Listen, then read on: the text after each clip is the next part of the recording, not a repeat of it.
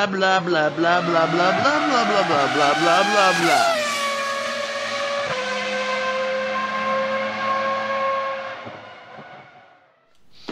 Hello everybody and welcome to I'll Tell You What TV for our 24th episode of what is an F1 podcast and plenty of other random stuff as well. I'm Dave, I've got Steve and James. They'll be talking at some point when they decide to start talking. I'm not even going to bother trying to introduce them because they never respond. Hello. Hello. Hello. So we've got a few F1 things that we're going to talk about today. I'm sure we're gonna have a few other items to talk about. I could tell you all about it, but then it'd spoil a lot of the surprises, I reckon. But yeah, I mean, it's been an interesting week to some degree regarding Formula 1. But I actually want to start off, guys, with... I was just wondering if either of you two knew that... well, Steve, you should know because you're my brother. That I like a bit of music and I like doing a bit of songs. Like I don't mind toying about with writing a song every now and again. I know that. Yeah, I mean it's been a while, to be fair, since I've done anything like that. Have you wrote me a song? No, I've not wrote you a song, but I've been working the last couple of days. I had a bit of like a James moment. I'm going to put it. I had an idea, and I thought I'm going to have to go with that. You know what? I'm going to have to spend some time and see what I can do. So I've put together a little bit of a song, that I've spent an absolute age working on. Mostly yesterday and quite a bit today. So I'm going to send you a link to it because I've produced this song. Are you sure you want to do this at the start of the show and lose all our viewers straight away? Ha ha! Very funny. I know I'm not that musically talented, but I think it's a good idea to advertise artistic license. So I'm going to send you the link. So if you both let me know when you're ready to play it, and then I can count it down for our fantastic viewers. That's someone's microwave beeping in the background, I reckon. I'm reversing. Wide load reversing. Wide load, that's not wrong. I'm ready whenever James is. Oh, sorry. Hello. Hello. Is James still with us? Yeah, I'm here. Yeah. Sorry, I'm in the middle of a conversation, so I haven't heard the last 2 minutes. Oh, right. Okay. So, well, in that case, I've sent a link to the I'll Tell You What TV chat. I'll give James the short version. Don't watch it just yet. I'll give James the short version. Just spoiled my whole fucking build up to a story here, you bastard. I'm a bit musical, and I've decided I had an idea for a song, so I've put a song together, right, James, and I've put a link in the I'll Tell You What TV chat. So if you let me know when you're ready to play it, I'll play it for you and I'll play it for the viewers. Yeah, 2 minutes. Fucking what a way to start a show. I got Just before we came live, we were like, "Are you ready? Are you ready?" Take it off mute, James. You want to hear what she's moaning about? What have you not done, James? What have you not done? What have I done? I don't know. Yeah. I'm on by this link. Yeah, James, you're just so... It's quite funny, right? We get ready for the show about 10-15 minutes before, and we're sat there having a bit of a chat. James like, yeah, I'll be ready in a moment, just got to finish something off. And then literally, just before we come live, I'm like, right, guys, I'm ready. Are you ready? Are we ready to go live? And everyone's like, yeah, I'm ready. We can go live. Let's go. Okay, good stuff. 5 seconds in, James has fucked off. He's under the ass, turning the heating on. No, it's just... I was just in the middle of a... 3 conversations at once. So right, I've got this link loaded up. You're ready to listen to my music then? Okay. I'm ready to listen to everything. Okay. I've spent a long time on this, so I'm going to count you in. Are you ready? 3, 2, 1.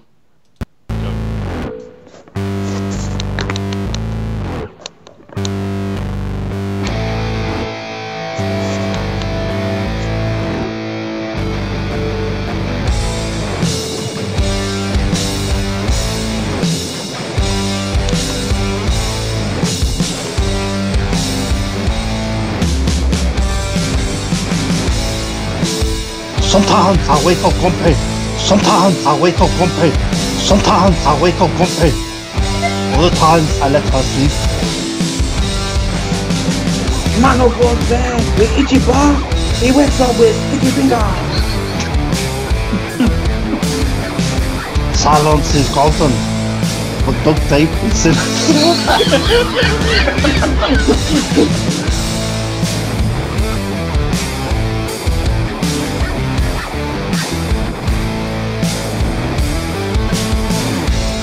Sometimes I wake up grumpy.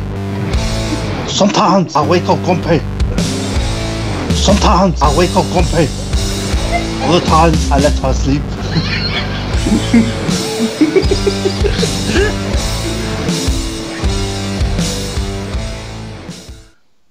Well done. How did you do that? Sometimes I wake up grumpy. It's occurred to me. I had an epiphany on my way home last night. I was just driving along, and all of a sudden, in my head, the tune sort of went like this: sometimes I wake up grumpy, sometimes I wake up grumpy, sometimes I wake up grumpy, sometimes I let her sleep, sometimes I wake up grumpy. Admittedly, I spent so long trying to find a piece of music, I couldn't find one that went with it. I did the best that I could, and that's what I came up with. It reminded me of that song from X Factor years ago. I lost my keys, I lost my phone, I lost my keys, I lost my phone. I have no idea what you're on about. Don't watch X Factor. Oh dear me. That's usually me every morning. Where's my keys? Where's my keys? Where did I put them? They're in the door from last night. Yeah, it could be. Hey James, have you ever thought, where's my keys, or couldn't find your keys, and then you realise they're actually in the outside of your door lock to your house, and they've been there all night? No, I usually just find them in my pocket of the pants I'm wearing, but I've been like spending 20 minutes looking for them. If I ever can't find my car keys, I tend to either look in my car or in the front door lock on the outside, and it tends to be one or the other. Yeah, I've not done it where I'm living now because I have to go through 2 doors. So, but the old house, yeah, I've done that before. Right, okay. I suppose we better get the show going properly, hadn't we? So what have we got to talk about today? Well, I've got something. Go on.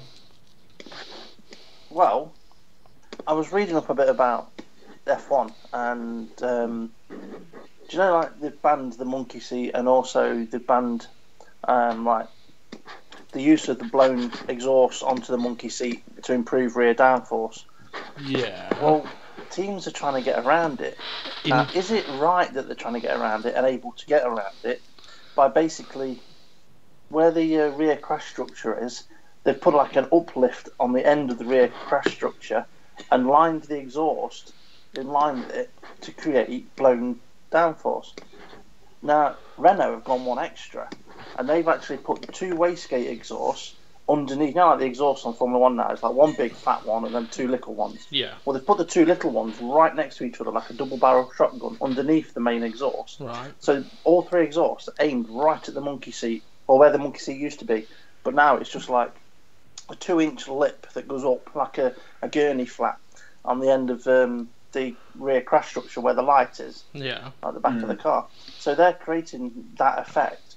But does it make it legitimate though? Well, That's have you seen what McLaren did? It's interesting you mention this because I've got a few web pages open, and one of them is about the exhaust, because I was going to mention that.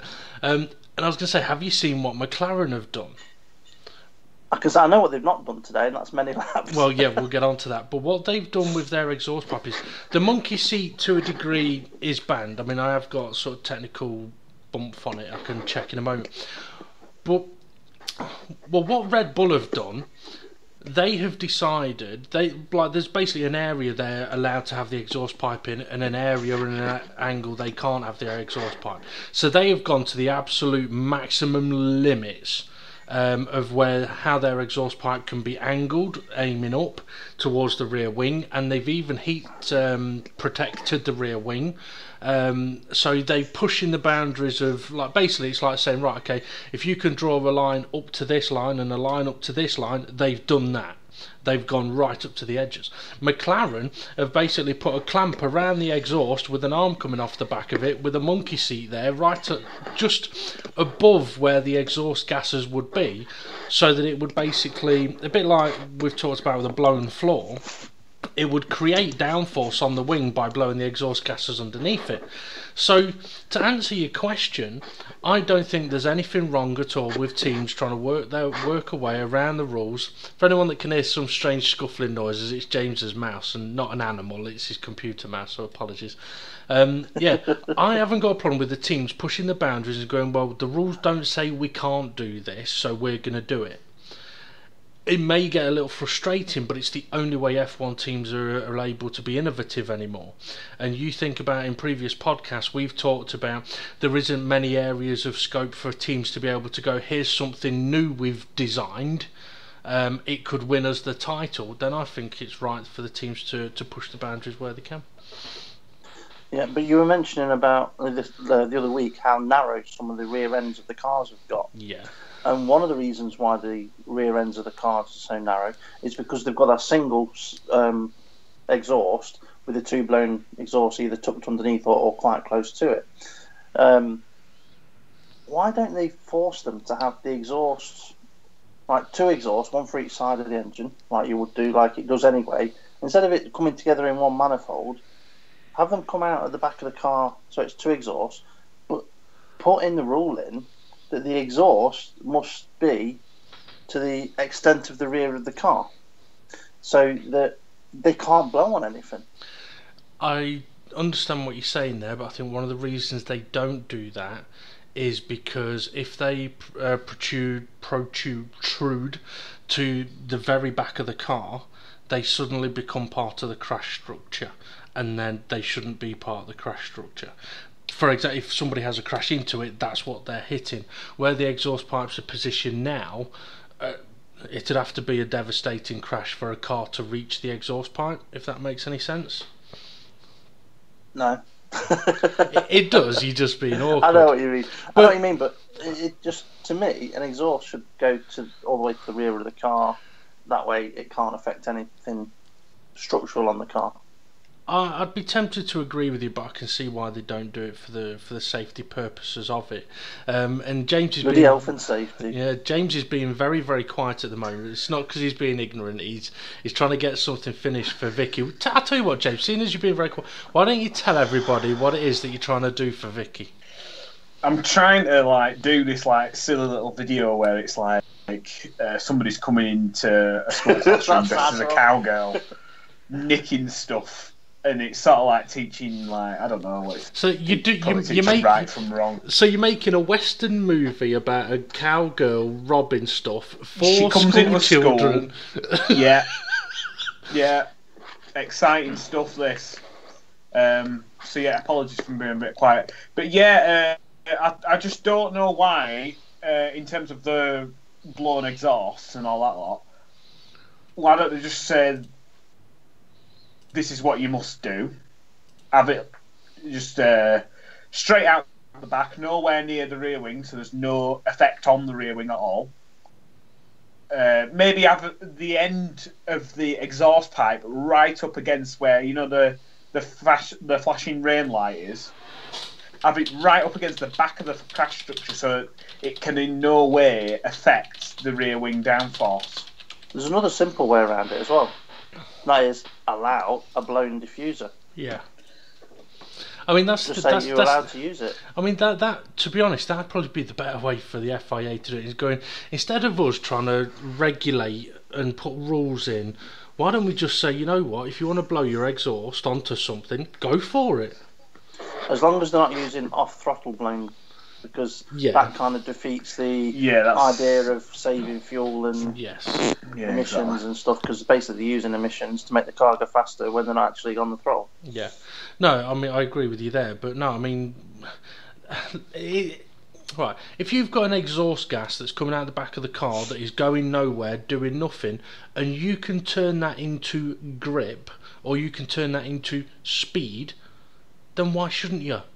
That, right, they go on about we want to bring like fuel efficiency down, and we want to be more economic and that kind of stuff. Okay, well, if you want to be more economic, use something that is a waste and put it to a use, and then you're being more economic. But not only that as well, when you think about it, what causes cars to have a higher, not always, but cars that if you've got a high fuel consumption, if you can reduce drag, you also reduce fuel consumption. Mm-hmm. So if you have a wing on the car, it's going to create drag. If you allow a blown diffuser, then that, like you say, it's kind of like free performance in a way. Yes. It's not gonna. It's less drag efficient, shall we say? No, more drag efficient, whichever way around you want to say it. But yeah, it's better than having a solid wing on the car all the time. Yeah. So you're gonna get performance anyway. I mean, it's a little bit like, I mean, in addition to the exhaust gases that you were on about. I mean, well, the exhaust has been an I mean, they used to be on the side of the car a few years ago. Well, not sort of on the side, but they used to come out the top at the sides. And sort of behind the radiators almost. Yeah. And even from there, I'm sure they were able to get it to affect the rear wing. I mean, I don't see a problem with it. I mean, let's put it this way. If a team wants to point their really, really hot exhaust pipe fumes towards a piece of carbon fibre and see at what point it's going to melt, go for it. I suppose the only problem with it is that you'll have teams like Mercedes, Ferrari, Red Bull that will spend millions maximising that part, and teams like Sauber, Force India, although they may have more money soon, aren't going to be able to afford to maximise those areas, and if that then creates a massive divide in your sport, it defeats the purpose of one of the things they're trying to get to, which is give everybody a bit of a chance. But, yeah, now you say something about Force India. Do you want to elaborate on that? Not just yet, because I want to finish up on you were talking about the exhaust gases. Do you remember we talked about teams that were burning oil in their fuel, right? Up to Monza last year, when Mercedes and Ferrari came out with burning 1.2 litres per 100 kilograms of fuel. And apparently it was a surprise to Red Bull. Well, on the story that I was reading, when that happened, right, apparently Red Bull and other teams were burning something like 0.2 litres of oil per 100 kilometres of fuel, compared to Mercedes and Ferrari's 1.2 litres. Which is a lot more. Yeah, it's a lot more. And that's why Red Bull were basically saying, hang on a minute, Mercedes and Ferrari are saying that it's normal usage, and everybody else is running 0.2. That's normal usage. So the FIA at that point, they did put a limit on it to 0.9 litres, I think it was, and they have now reduced it to 0.6 litres, will be the maximum amount of oil a team can burn in their fuel. Honda, fuck them. Well, you say that. Oh no, we're not far. Oh. Well, Honda. I mean, okay, I'm gonna show a picture. I'm showing pictures early, because there is a few things to talk about from the test. I'm gonna show a picture, which I think it'd be very, very interesting.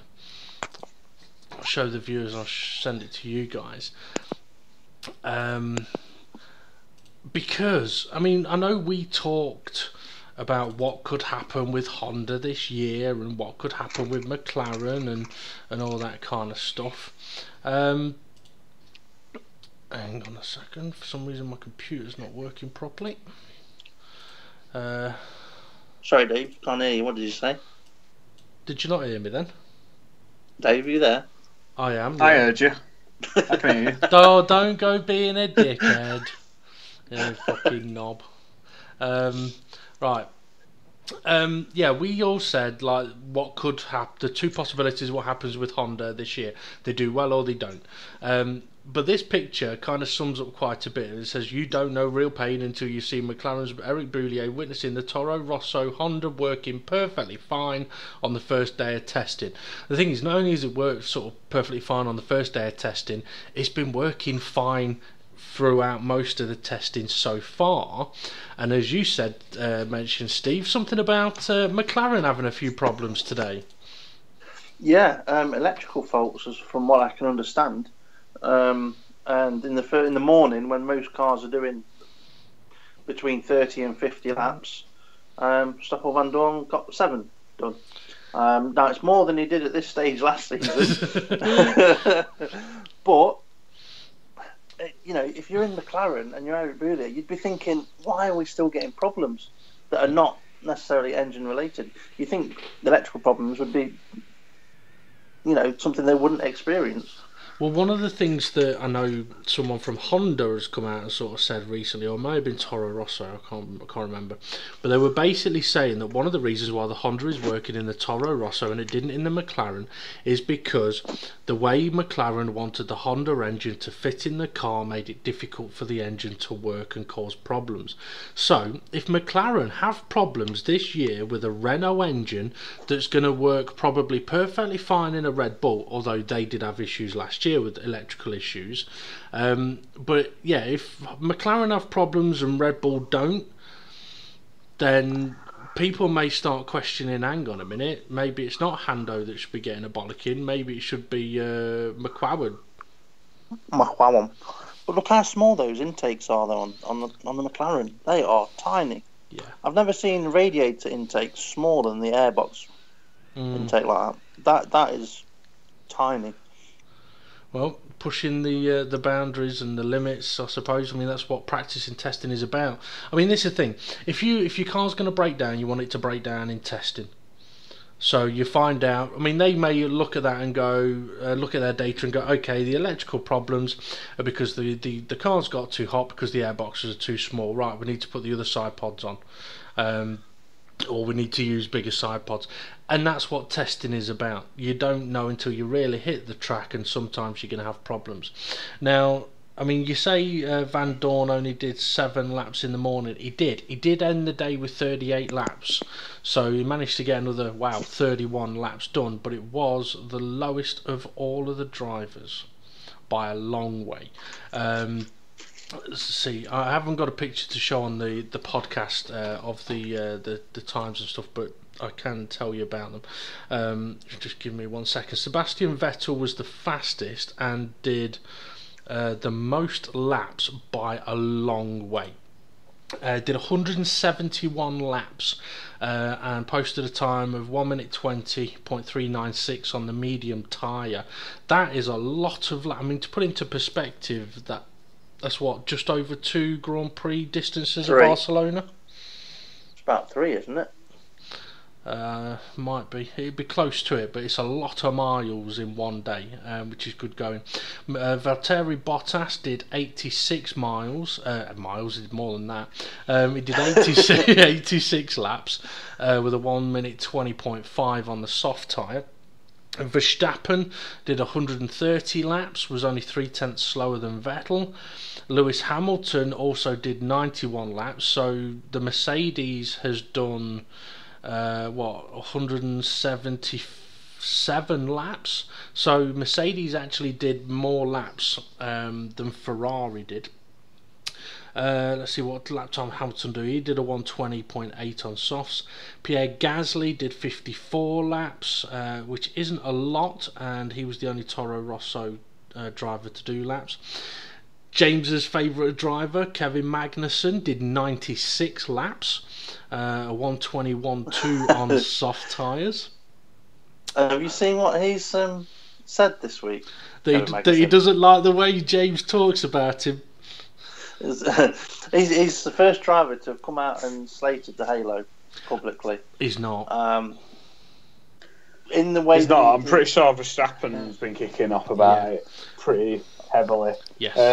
Kevin Magnussen, I think he needs to be slating off his own driving ability. Well, when he started criticising the Halo, I was thinking, well, hang on a minute. Is he going to start using that as an excuse now? For when he doesn't do well? He might do. Because he's not going to do well, is he? Let's face it. No, he's not. He's not.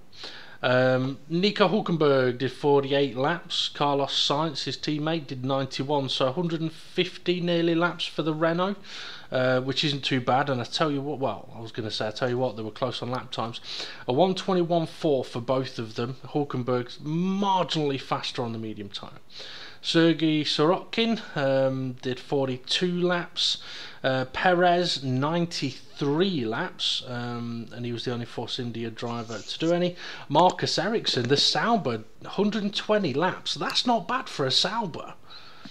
I mean, no, it's not bad. You think about how many races last season that car was probably dead before the end. Stoffel Van Dorn, as we said, 38 laps, and Lance Stroll was the slowest. He was actually slower than Van Dorn by a second, and he was slower than Vettel by 2.6 seconds, and he did 86 laps. So a hell of a lot of laps done by teams today, but I think to a degree they've had to make up for the snow-affected weather from last week. But you mentioned that Magnussen has complained about the halo. Well, apparently Lewis Hamilton has been very quiet up until a couple of days ago about the halo, and he's finally given his opinion on it. And he has said that you definitely notice it, you definitely lose some visibility with it. If you had 100% visibility before, you've lost a certain percentage, but you just get used to it, and as I started driving, your mind learns to work around it. It doesn't really affect you in corners, which is where I think most people thought it might. He said, I think if there's a car in the distance down the straight, you can lose a little bit of that visibility of the car, but I think it will become second nature at some stage. So a couple of drivers have been negative about it, but I think most of them are just going, you know what, it's here, it's going to stay, let's just get on with it. Yeah. Talking about testing, something that we've not had a chance to talk about was day 4 of testing, because it was after our last podcast, and something I want to bring up from that. And that is, Lewis Hamilton finished fastest that day. But not only did he finish fastest, he finished fastest on the medium tyres. Yeah. He was half a second faster than Stoffel Van Dorn, who was on the ultra soft tyres. Like, what was that, 3 compounds softer? And he was, Lewis Hamilton was still half a second faster, and there was no one anywhere near him. So, and not only that, it's the fastest lap. The lap time he did on the mediums was the fastest lap we've seen so far in qualifying. The thing is, though, I mean, what was the pole time at Spain last year? I couldn't tell you. Right, okay, I'm going to find that out. And the reason I mention it is because, you see, we're doing really good filling while we're waiting for James to finish in his editing. Aren't we nice? The reason I mention it is because, let's say, for example, the fastest lap that Lewis Hamilton did the other day is a couple of seconds slower than quali time. You might go, well, that's pretty quick on the medium tyre. If it's 5 seconds slower, then all of a sudden you're like, okay, he may have been quickest, and he's on the medium tyre, but there's a lot of fuel in that car, which then begs the question, how much fuel was in the other cars? Because, I mean, that is one of the things from testing. The teams will be able to work out just about how much fuel each team has got, and apparently they used to be able to do it from the sound of the cars. Well, this will surprise you. I'm wondering now if it was wet in Spain last year. In Q1, Lewis Hamilton did a 20.5, in Q2 a 20.2, and in Q3 he did a 19.1. Wow. So it was 2 tenths off then. Yeah, I'm just going to get the picture back up that shows... Well, it doesn't show anybody else, but it shows me. What lap time was it? 20.5, I think I said Vettel did. No, 20.3 Vettel did on the medium tyre today. So that is faster. Well, not faster. It's 1.2 seconds slower than last season's pole time, which isn't too bad really, considering it's testing. You don't know how much fuel is in the car. James, are you there? I think we've lost him, you know. Yarp. There he is. How you getting on there? Yeah, I'm nearly done. Literally about 2 minutes away now. Said that half an hour ago. I don't know. He comes on to do a podcast and he's not even talking. I'm here. So I am. All right then. What we just been talking about? Summer. I don't know. Interesting. Well, it is something to. Oh, Dave, I can tell you. Yeah. That it was dry in qualifying. Yeah. Last season. Okay, so there's a good chance that, I mean, I did watch a Mercedes video today with James Allison comparing the two cars. It was only basic stuff like the difference of shark fin, halo, and stuff like that. There's only sort of visible stuff. But one thing that he said was, if we raced last year's car against this year's car, last year's car would get blown away. And I'm thinking, that's one hell of a statement to make. Now, I'm not saying that it's not true, but if this year's car could annihilate last year's car, then that means that every other team out there is going to have to have stepped up their game massively. As I hope James is wearing clean underwear because they're dirty now. I think I was just simulating what the Ferrari guys are thinking when they heard that comment. Yeah. Oh, shit. I'm just wondering, you know, whether last season Spain, even though it was dry, whether it was damp, because just looking at this stage last season of practice, of 2017 practice session, test sessions, the fastest lap set was at 18.6 by Kimi Räikkönen.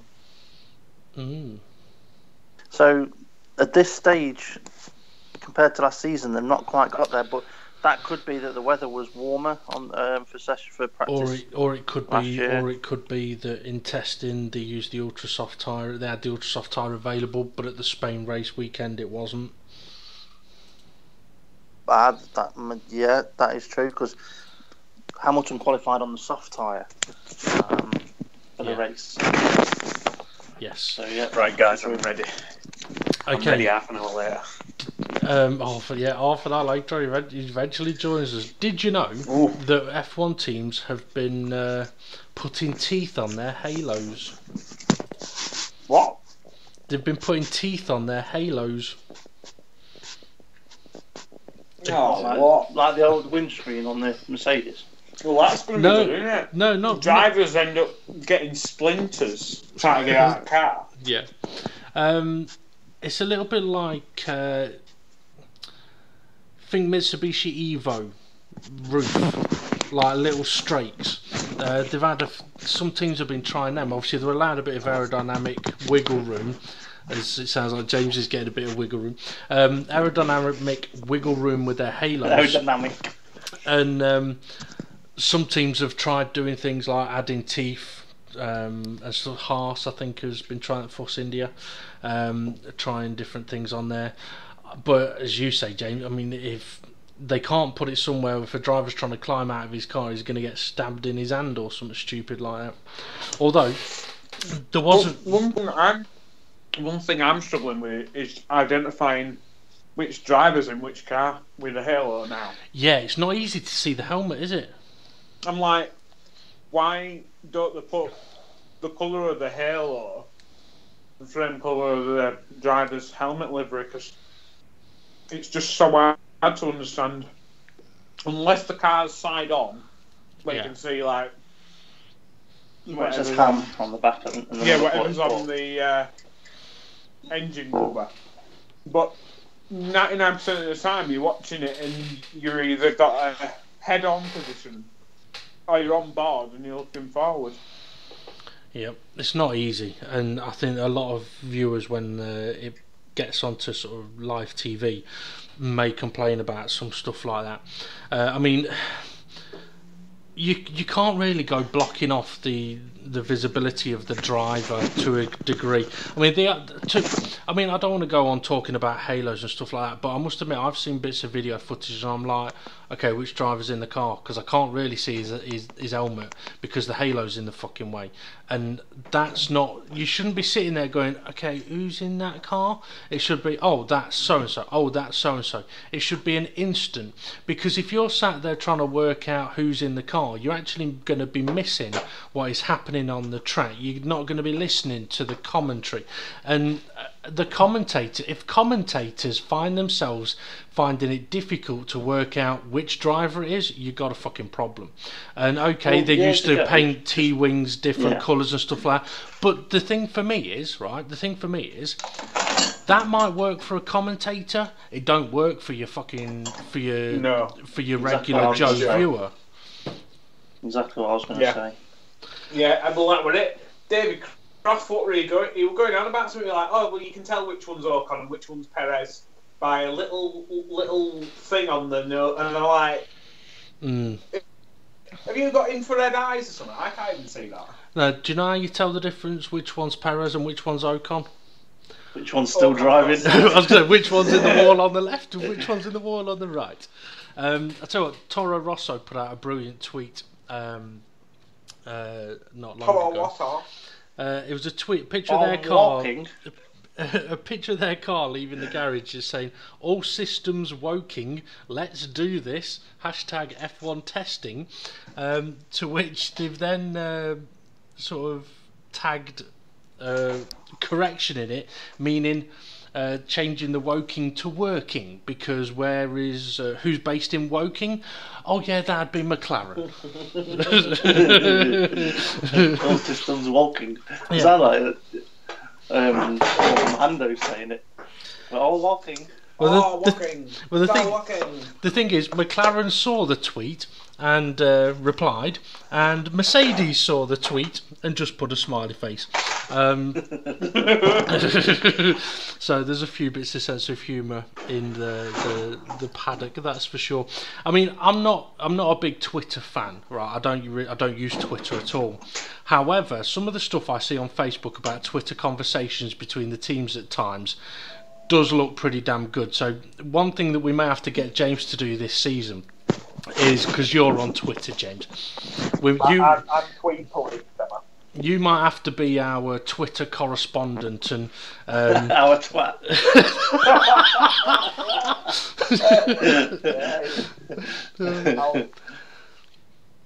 No problem. Yeah, Steve. I was born for this job. I'll be the best twat you've ever heard. All I've got pictured in my mind now is that queefing video from a long time ago. Okay, onto something still F1 related but slightly different. Have you guys heard or seen about what Carmen Jorda has said? I think it was today or yesterday. Worthless, that woman. Absolutely worthless. Comes out and says, I think women who are interested in getting involved in being a Formula 1 driver should go for Formula E instead, because it's less of a physical barrier. Yeah. Straight away there, right? Do you know what, right? This sums her up completely, because she's in a role where she's trying to create equality for women in racing. And straight away she's saying, I think women might be better off not going for Formula 1 and going in here because it's less physical, as if basically saying women are less superior when it comes to being physical. Women aren't strong enough to do it. Yeah, whether they are or aren't, it should be irrelevant. She should be there trying to say, look, let's get women into Formula 1. Sooner or later there's going to be one woman that comes into Formula 1 and races and does well, and she should be that person trying to push to find that one. Obviously Carmen Jorda's never watched WWE Divas. There's some tough women in that, trust me. I mean, she was appointed the FIA's Women in Motorsport Commissioner last year. Absolute bollocks. Well, actually, James, there's no bollocks there, because it's the Women's Commission. I bet you a tenner it's run by Bernie, and Bernie will have said, look, if you give me a BJ, you can be president. Yeah, I wouldn't be surprised. He might have said that to John Todd as well. Yeah, well, apparently she has backed an all-female world championship in the past. But is apparently now adamant that women can't compete equally with men. Personally, I'd love to see what Danica Patrick has to say about that. Oh, yeah, exactly. I just don't understand, though, how... I mean, you look at football, and you have women's football and men's football, and no offence, but I would love to see some women footballers kicking some men's ass. You know what I mean? Yeah. But unfortunately, you've got it segregated, and you get loads of viewers for men, and hardly any for women. Yeah, I must admit, Isn't it better for women in the long term if just a few get through that are really, really good? It's an interesting one, right? I mean, I've always been an advocate for if a woman's good enough, then what's the problem? Especially in junior categories, right? In schools, your local Sunday sides. I don't mean like necessarily your adult Sunday sides, but I mean, because you couldn't just. I don't think you could just chuck it in now. But if it was integrated under 16, yeah, if it was integrated into the children's sports, then when those children grow up, it wouldn't be an unusual thing. It may sound a backwards way of doing things, but sometimes you have to lay the groundwork before you can build a building. That was quite a decent analogy for me at this time of night. So, do I think that you could have a professional female footballer right now suddenly start playing for Man United? No, it ain't going to happen. 10, 15, 20 years' time, maybe. What I will say is that I had the epiphany last year when because I've watched quite a bit of England women's football, and I'm like, why? Well, yeah, I was like, why is it? Like, I've supported England. I'm an Englishman. I've supported England in tournaments for years and always get frustrated. But it's never occurred to me to support the England women's team. Why not? Part of it is because it's just not televised. What the fuck are you doing? All I can hear is what sounds, so many noises in my ears. What are you doing? Who are you talking to? You. Mate? Yeah. I'm eating ice cream. All right. Oh, so that's the spoon in the tub. Bloody hell. I thought his mouse was on one. You eat like a bear, you do. So it occurred to me, I don't really watch, or hadn't watched women's international football or supported it because women's football isn't on TV. It's not in the media spotlight. So it doesn't become common knowledge. And it should do. And to be honest, I got to a point where I actually preferred watching England women's football than watching the men's, because the men's was just frustrating and disappointing. And the women's was actually impressive. Especially and even if the game's not good, you've still got something to watch. Ha ha, you pervert. But, I mean, okay, the quality of football is not necessarily as good as the men's on occasion, but what I have noticed is you can actually watch the games and go, you know what, there's a couple of those players that are actually, they've got some talent, they've got ability, and the really good ones really stand out. I'm trying to say this without being perverse, and there he is. You think, boobs. Stand out. Admittedly, there was a Dutch player who did look like a guy, but and ran like a guy, but apparently was female. But it was actually a really entertaining sport to watch, and it should be televised more. Now, do I think a woman could make it into professional football?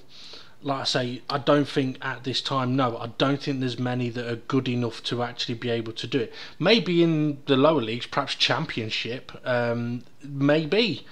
And maybe they should be given the opportunity. I don't know if there is a law that says all teams must be made up of men. I don't know if there's a rule that says it's men only or not. That's not something I've looked at. But as for Carmen Jorda, it's possible that something she said has been taken out of context. I mean, let's see, what is it I've got here that she said? Formula E, it's a less physical car than in Formula 1 because of the downforce and because of the power steering as well. The challenge that we women have in Formula 2 and Formula 1 is a physical issue, and I think in Formula E we won't have it. So maybe she's not saying, oh, women should go and do Formula E, we're not strong enough. Maybe what she's saying is the physical demands in Formula 1 is more than in Formula E. I mean, it doesn't sound like much of a difference, but it is a big difference between saying... Okay, but let's say you've got someone that is the size of a jockey and weighs next to nothing, but they've not quite got that something that's going to get them into Formula One. Why can't she then be promoting that person, whether they're male or female, to go into Formula E? Do you know the way I see it? Right, the statement is null and void. Her statement of it's a physical issue, women aren't strong enough. And do you know how I know that? I've seen how large. You've been beat up by women. No. I'm gonna say, how can I say this without making it sound like I've seen both of your knobs? I've seen how large you two guys are, and both of your partners have had to put up with you lying on top of them, and they survived. Women are more than capable of dealing with physical issues. No. I've underneath. Claire goes on top. I don't know. Making the woman do all the work as usual, Steve. Bloody disgraceful. Now, Jenson Button, you know, has actually come out and criticised Carmen, and rightly so, I think. He didn't waste any time. He has come out and criticised Carmen Jorda for making the comments. That's only because she refused it. She made Allegedly, yeah. Don't want our legal department. Have we got a legal department? I'm the legal department. Yeah. If you want any legal arguments, get in touch with the twat over there. Get in touch with the twat over here. I don't give a shit. I'll tell you what, I don't give a shit. Yeah. Customer relations. Well, Jenson Button said... yeah. Jenson Button did say, you're not helping proper female racing drivers. And that's a statement in itself, because that's basically saying, you're not a proper racing driver, fuck off. Yeah, exactly. And good that's right, isn't it? Yeah, and good on you, Jenson Button, for sticking up for women all around the world. And on other news, Sauber have signed a female called Calderon to a test driver deal. Tatiana Calderon? No, not Calgon. Calderon. Like the old Spanish stadium. Yes. Tatiana, not Titty. Tatiana Calderon has taken a step closer to making her Formula One racing debut after earning promotion to official test driver at Sauber. Interesting. I wonder if she's Italian and anything to do with Alfa Romeo. She's Colombian. The 24-year-old Colombian. the next line was, she's Colombian. The 24-year-old Colombian impressed the team with her dedication to the development driver role last season and will now take on more responsibilities. That means she's giving them all a blowjob, yeah? Look at the commitment. You know what? I really hope Steve's daughters aren't listening to this podcast. Claire, what's a blowjob? It's better than them asking the other week, what's a dildo? What's a dildo, yeah. We won't get into why they were asking that. You said it. I know I did. But hang on, this could be seen out. If you don't know what we're on about, go and have a look at the video I did about how a man cuts his hair. And actually, seeing as we've just mentioned that, we've had some bad weather. Some would call it severe weather. Some would just call it weather. Over the last week, with a little bit of splattering of snow, haven't we, guys? Oh, aye. Yeah. Splattering? Yeah, it's a new word, that. Caking. Caking. Caked in snow. Well, we talked a little bit about what the snow was like, where you guys were, where I was, and stuff like that. And I woke up one day to Steve and James having a conversation about having a snowman making competition. Yeah, I was snowed in, couldn't go to work, so it was a snowman making competition. Yeah. So was it Steve says, okay, Claire will help me do mine as long as Vicky helps you do yours, and Dave, you're going to have to make one. My response was, fuck that, it's cold outside. I was in bed, I was staying in bed. So I know that Steve made a snowman, and you know what? I think James has made a snowman as well.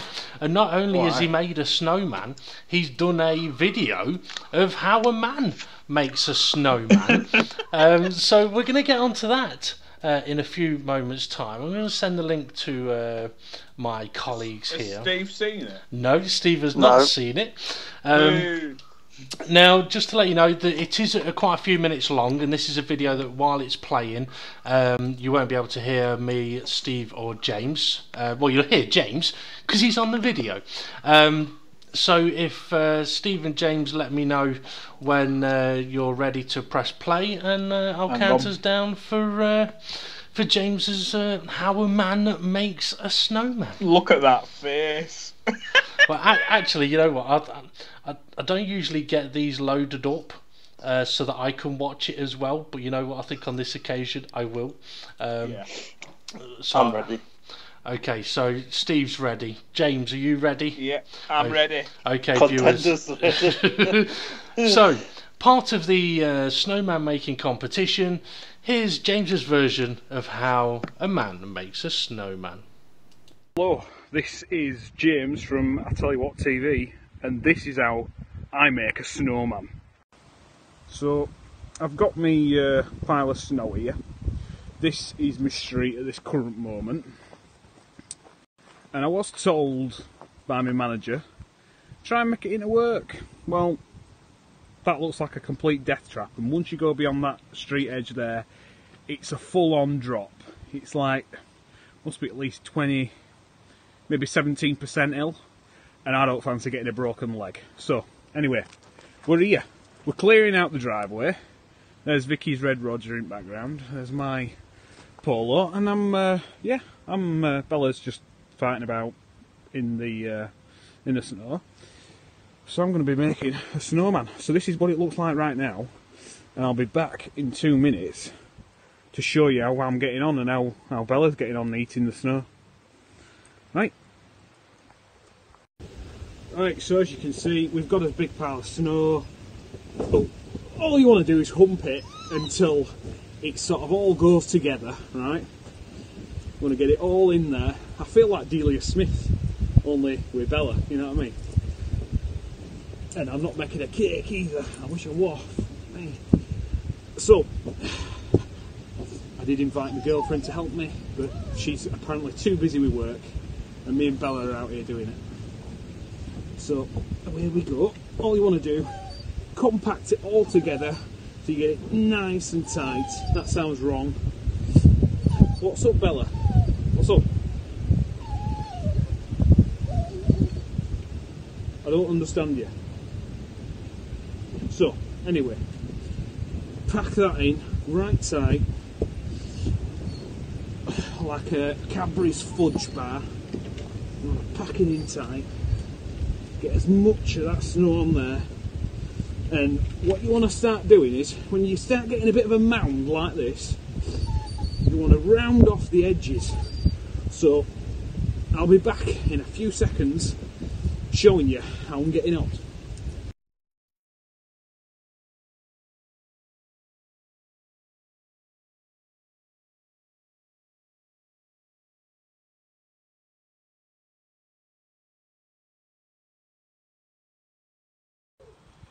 Right then, here we go.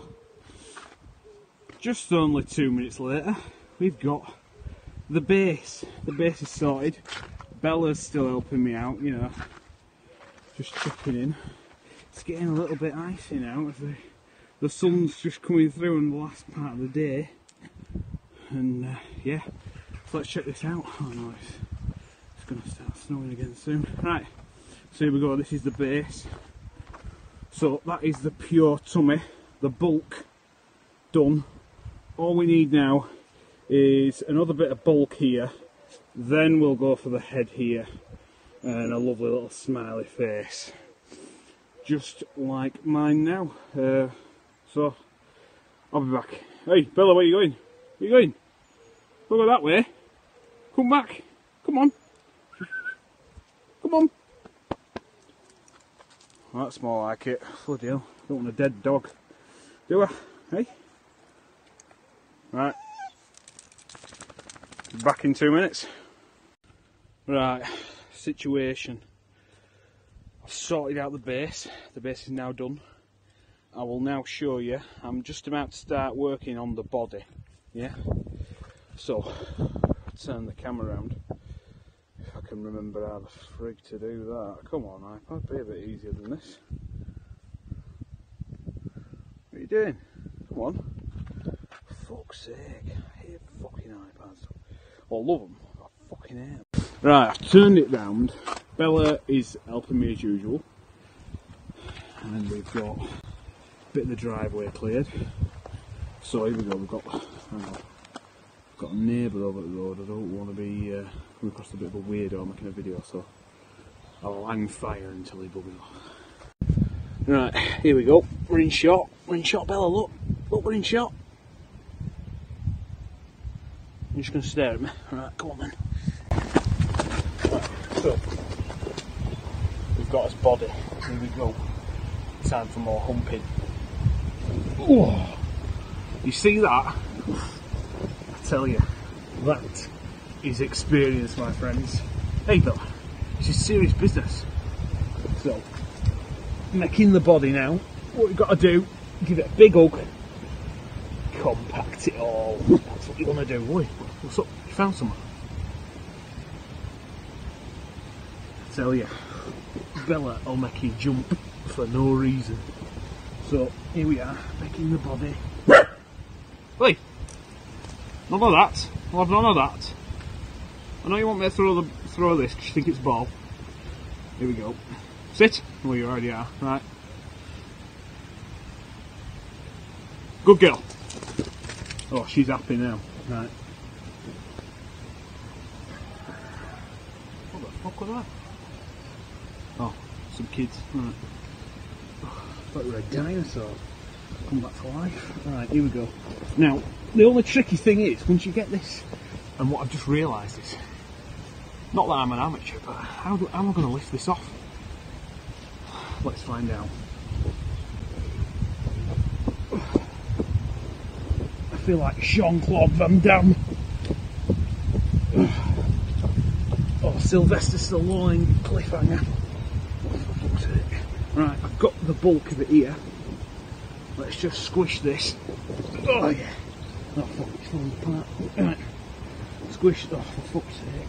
Go on. That's what you want to do. The full-on Heimlich manoeuvre.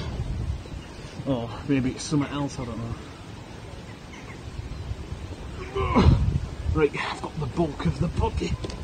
Fuck me. Oh, Bella's seen it now. She thinks it's a big ball. I know, stop whining.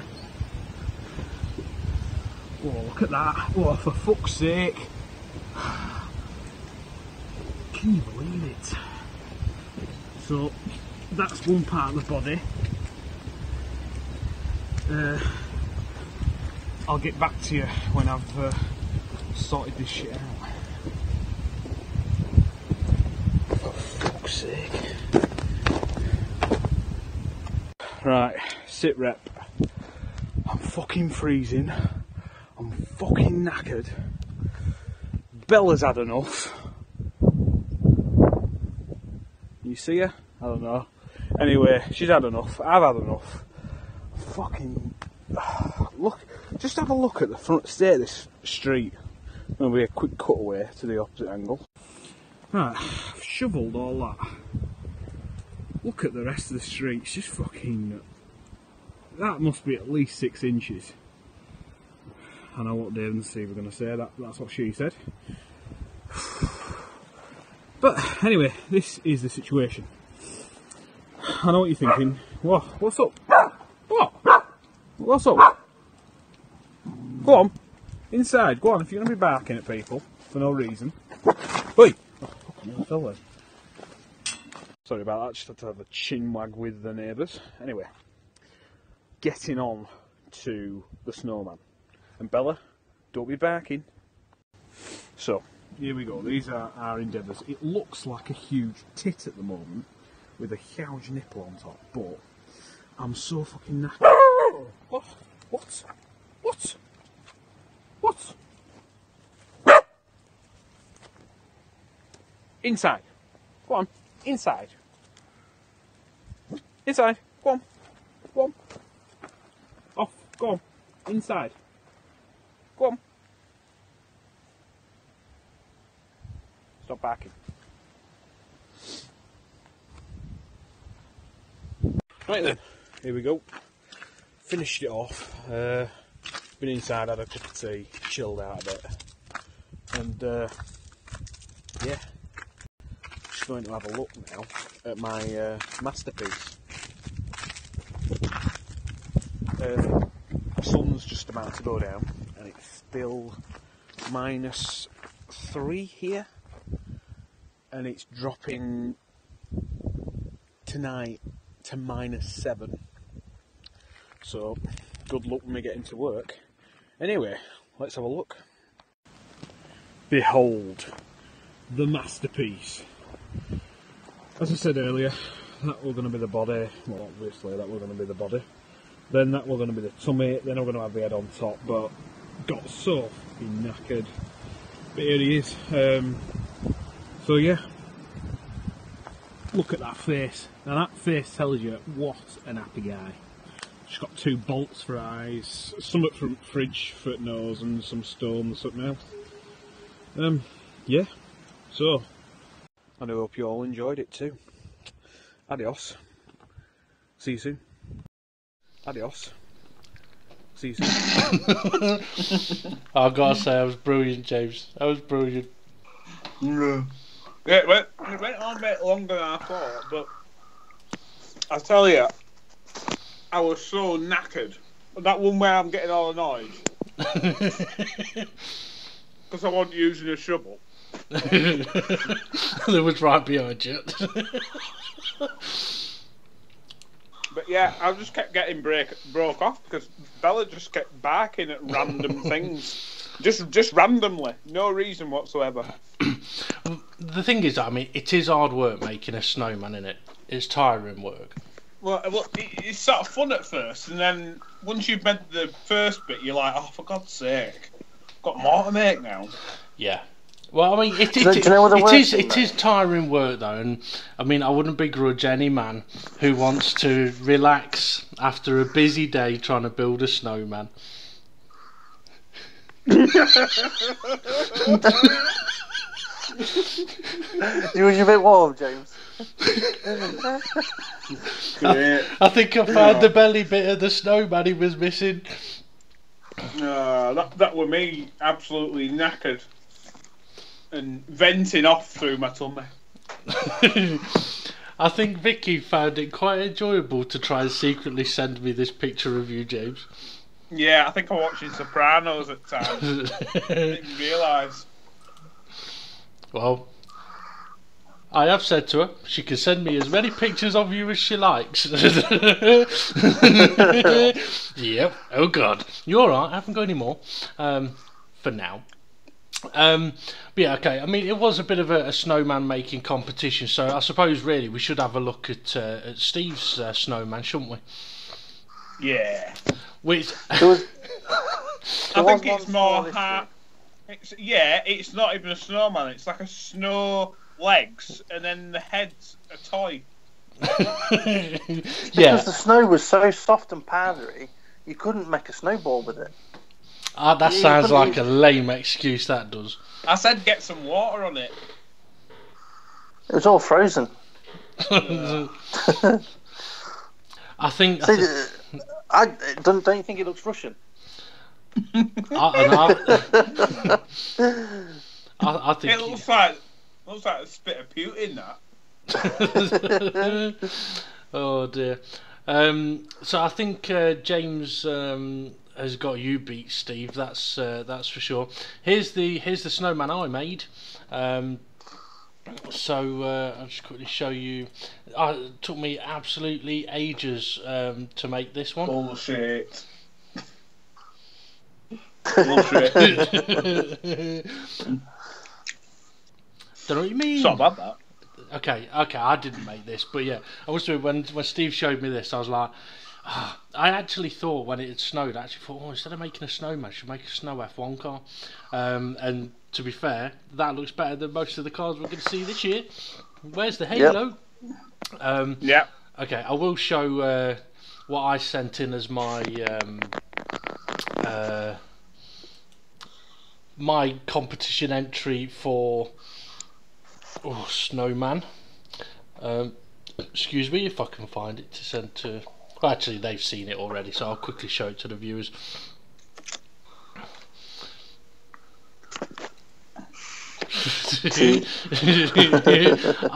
I'd love to do that, you know, just stand there as a fake snowman, throw snowballs at people as they've gone past. I'd find that quite enjoyable. But yeah, but either way, I must admit, James, I did really like your how to make a snowman video. Yeah, I think it's the comedy timing of me and Bella. I think you can't beat it. It's those moments where you go, sit, or you already are. Or you spend all that time and effort putting the body together, you put it on, and then it just explodes. You mean the head? No, that was the body. No, that was meant to be the body. That meant to be the body. And the the head was going to go on top of it. But I just couldn't be bothered. Right. So yeah, I mean, we've all done a how a man does video. I suppose we might have to carry that on, haven't we? See what else we can come up with. I don't know what I'd do for my next one though, but I think it's good to keep it secret. Keep our ideas secret. Although, you know, we did the we reviewed the McDonald's Big Mac, and the Grand Mac. I don't know if I'm gonna be able to do it this week, but hopefully this week we'll be able to do a review of Dave's. I might have to call it the Big Dave. See if a burger I'm gonna put together is better than the Grand Mac. Did I send you the picture of me at the top of a car? Yes, you did, and I've not got them set to show. But if you want me to, hang on 1 second. Listen in, everybody. What? Oh, bollocks. Right. Hang on. What? Cannot believe it. All my hard work. And it's not good. It's not gone through. It's not gone through. No, it's not gone through. Oh. No, Jane. How a man does something kind for his girlfriend by fucking it up completely. But it's technology for you. That's what it is. It's technology for you. Talking of technology, my bloody Apple Mac decided to fill itself with I don't know what, but it literally had like every single file I deleted it had saved, so it were just building up all with a load of shite. So it's like basically put everything into the trash bin, but then you've got to empty the trash bin. Yeah, but I'd emptied the trash bin, so I don't understand why it was still there. And there was nothing I could do. It was just completely frozen. It wouldn't let me do anything. So I just had to reset it all to factory settings, which then means I've had to reinstall everything. Oh, what, just an absolute ball ache. But yeah, I'm meant to be starting season 3 of my racing league. I still haven't got the final race of season 2 finished because I had it all edited and ready. All I had to do was do a bit of commentary and then upload it to YouTube. And at the point where we're going to do the commentary, that's when it was saying your computer's full. But I swear to God, only a week ago I had like half the computer free. So I don't understand what the hell happened. But anyway, yeah, the joys of technology. Yeah, definitely. too much looking at porn. That's what Could it is. be. What you might find actually, because something me and Steve found with our phones, was when we recorded videos on our phones, even though we deleted it, we found it actually saved it somewhere else on the phone. So even though we thought we deleted it, we hadn't. It was still there. So you might want to check if it's something like that on your iPad. But I mean, I was telling Steve last night that what was it? I downloaded on my computer. I downloaded a new download of WinZip, and for anyone that uses computers, you know what that is. It's a file compressor. So I downloaded a new version of that and did what I needed to do with it, and then I saw on my desktop a new icon I'd not seen before called iStripper. I'm like, okay, I know I've not downloaded that, but obviously it's come in connection with this fucking WinZip thing I've fucking downloaded. So I ended up trying to have to fucking delete that bastard off my computer. I might actually have to try and find out whether it's installed anything else, because I wouldn't be surprised if it has. Well, that's once again technology for you. You try and do what you want to do and end up being. Oh, while we remember. While we James, remember. While we remember. James, you had a rant that you wanted to rant about. Did he? Yeah, he says, "Oh, I'll save that for the podcast." But he's on mute because he's gone to make a cup of tea for Vicky. When did he say that then? No, I think the rant was just going to be the computer. That's what we're kicking off about. But yeah, just absolute ball ache. Because now I've finished reinstalling everything, but only saved, just little things like video intros and stuff. All that's gone. So I've gone and bought myself an external hard drive to back everything up. But also, I spent all last night, probably about 5 hours, so from when I got home to about midnight, I think it was about midnight, just making a new intro for my videos with my logo and some cool effects and stuff. And I only just got finished today, but it does look pretty cool. But to say it's only 30 seconds worth of footage, yeah, it's a lot of work for those 30 seconds. It's a lot of work, yeah, just a bit. That's one thing, as I stated. For anyone looking at the screen at the moment, you'll see James's before and after shots of a carvery that could feed 4.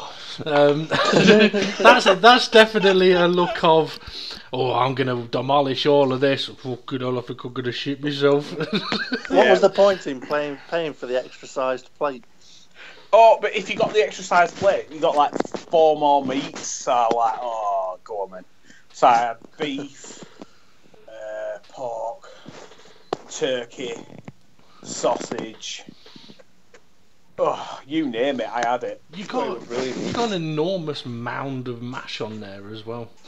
Yeah, but I've got to say, if I'm to do a nitpick, I picked up the wrong mash. That had mustard in it, and I wish I mustard that mash.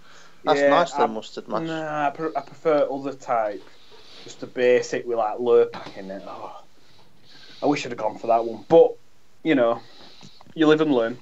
That you do. So, how was it? Nice, anyway. Oh yeah, it was lovely. Yeah, one lady did call me Jesus. For some reason, but for some reason, because you got enough food to feed the 5,000. That's why. Yeah, I didn't think it were a bit rude of her though, because I just thought, what if I wore you know what I mean? I just thought, I don't think you look like Jesus. Exactly. I mean, I've got a beard, but that's about it. No, I know why she said Jesus. It's the sound you'll be making when you go for a shit when that comes through. If that shit wasn't the size of a tree trunk, then you've got problems. Anyway. It's making me hungry though, looking at that. It is actually. I think I didn't actually have to eat for the rest of the day until I think it were about 10:30. I had a few biscuits, and even then I didn't really need them. But yeah, it was good.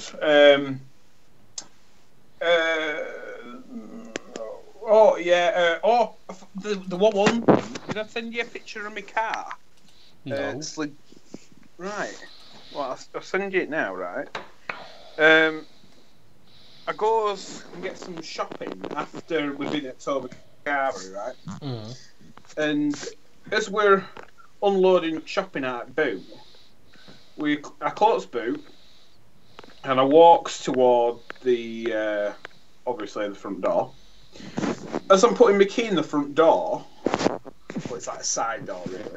As I'm putting my key inside door and unlocking the door, I hear this really weird crunching noise, turns round and my car is sliding down the driveway. And I literally shit myself. I thought, oh my god, it's going to hit something, and I don't know what it's going to hit. I'll send you a picture of where it ended up. So I was very, very lucky indeed. It just missed both gates and just slid into the middle of the road. But I've never seen out like it. It literally just slid completely downhill. So it slid to there. Yeah, because it doesn't look like much of an hill, but it is a little bit of an hill. Is my driveway, and luckily, like it just didn't hit anything, and there's just a big bush at the bottom of our driveway. You know so what luckily, it was? The snowman was blowing it down the hill. Yeah, exactly. He had it in for me. Like, why you give me bolts for eyes, you twat? But I don't know. Anyway, so what else have we got to do with Formula One then, guys?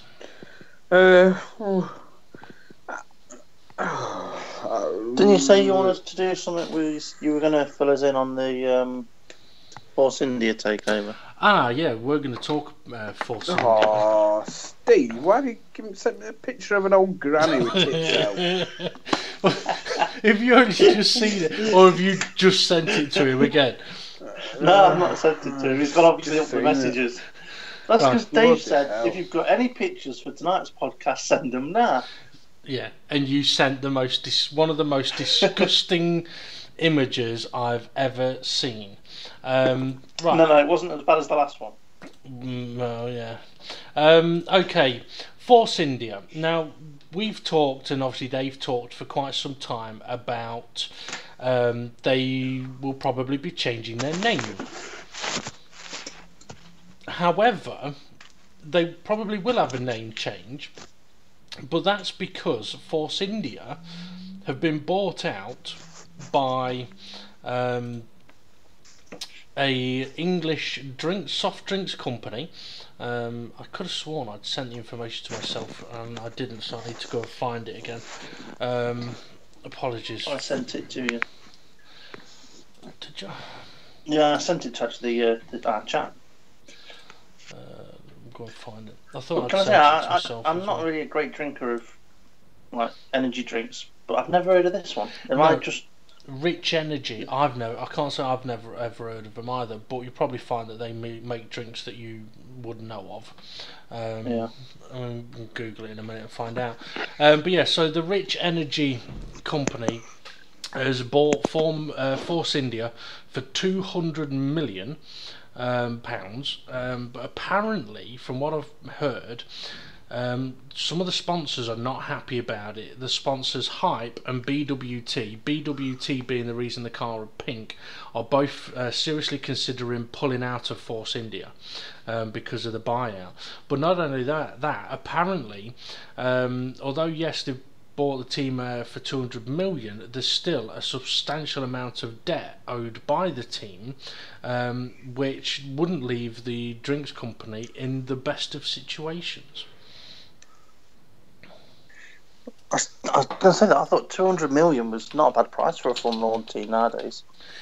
But yeah, it depends though how much debt that comes with it, because it's like, okay, yeah, you can buy us for 200 million, but you're going to have to pay off the 600 million debt. Yeah, see your point. What's the beef? The beef, it's a cow. Roasted. So hyper annoyed because the different drinks want to get involved? No.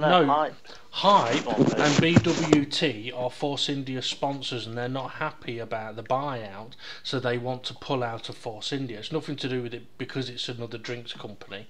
They're just not happy about the buyout, from what I've been. Well, why don't they buy the team then if they're not happy? Clearly, they've got enough money. It's a good question. I was trying to find out some. Seeing as you've got a Red Bull team, why not make a Hype team? Because Rich Energy are going to make a Rich Energy team. Okay. Right, so the name of the drink is actually Rich Energy. It's an energy drink, well, I can only guess is like Monster. Looking at their... They do a Blue Frog, apparently, as well. Alright. Looking at their Hang on, you can buy 108 cases of 24 cans, which works out at 2,592 cans for £2,592. But their website looks like some kind of, I don't know, it looks posh is the way. You can have a luxury gift box. Ooh. Yeah. Holy shit. 2 individual cans of rich energy drink, beautifully presented with a vial of gold leaf vodka in a wooden presentation box. Limited edition for only £250 for 2 cans of energy drink and a shot of vodka. Hey, but it's got. Did I hear gold? Well, gold leaf, yeah. So if it's got gold in it, it may explain a bit of the price. But does that mean you're gonna have gold shits? I don't know. You might do. To be fair, though, looking at their can, if the Force India car ends up looking anything designed like the cans are, it'll look a hell of a lot better. Just going to send you a couple of pictures I've spotted off their website, which I think actually bringing this into Formula One might not be a bad thing, you know. Like you say, that if they were to do the livery like the cans and stuff like that, I don't think it'd be too much of a problem. Oops, I've got to untick that photo. You don't want that one again, do you? No, not saggy tits. I don't want that. Okay, they should be sent to you. Test.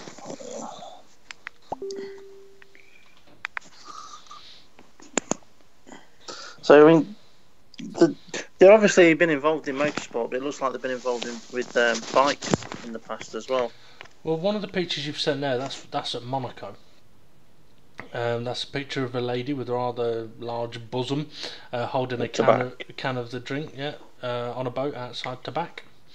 And the other one is pretty much just a semi-naked picture of a woman asleep, or fake asleep. And is that trying to say, though, that you need energy to look after her? Well, you would. But yeah, I mean, okay, in football, like, clubs get bought out quite often. Sometimes it works, sometimes it doesn't. In Formula One, historically, there have been buyouts. I mean, you look at Mercedes bought out Brawn bought out Honda, albeit for £1, and that can be tracked back to Jaguar Stewart, or no, sorry, it's Red Bull that can be tracked back to Jaguar Stewart, I think. But there's been buyouts all through Formula One, so I don't think it's a mega news story. Other than the fact that this close to the start of a season, all of a sudden they could be in for a name change, a livery change, sponsor losses, meaning loss of revenue, and if that expected income was going to be used to help upgrade the car over the course of the season, and that revenue stream is no longer there, then it could have a negative effect on the team known as Force India at the moment. So, you know this girl with this can at Monaco? I take it she's paid by the company to stand watching the race with the can showing the logo? Or is she just there drinking it and she just happens to have a drink of that? I wouldn't be surprised if she's on a company boat. Right. 'Cause I'm just looking at her, right, and I'm just thinking... Be careful what you say, Vicky might be listening. Where did I find these people? Modelling agencies. Notice, well, she's got like some weird marks on her arm. I'm worried for her. I wasn't looking at her arm. Her arm? Let me have a look. Wait, can I go back? Just have a look. Just have a look at her arm. It looks like somebody, like, you know, like the one in red. Oh, she's bumped into something, hasn't she? A razor blade. Oh, I didn't see the red one. No, the one in white. Oh no, that's probably a TB jab scar. I've got one.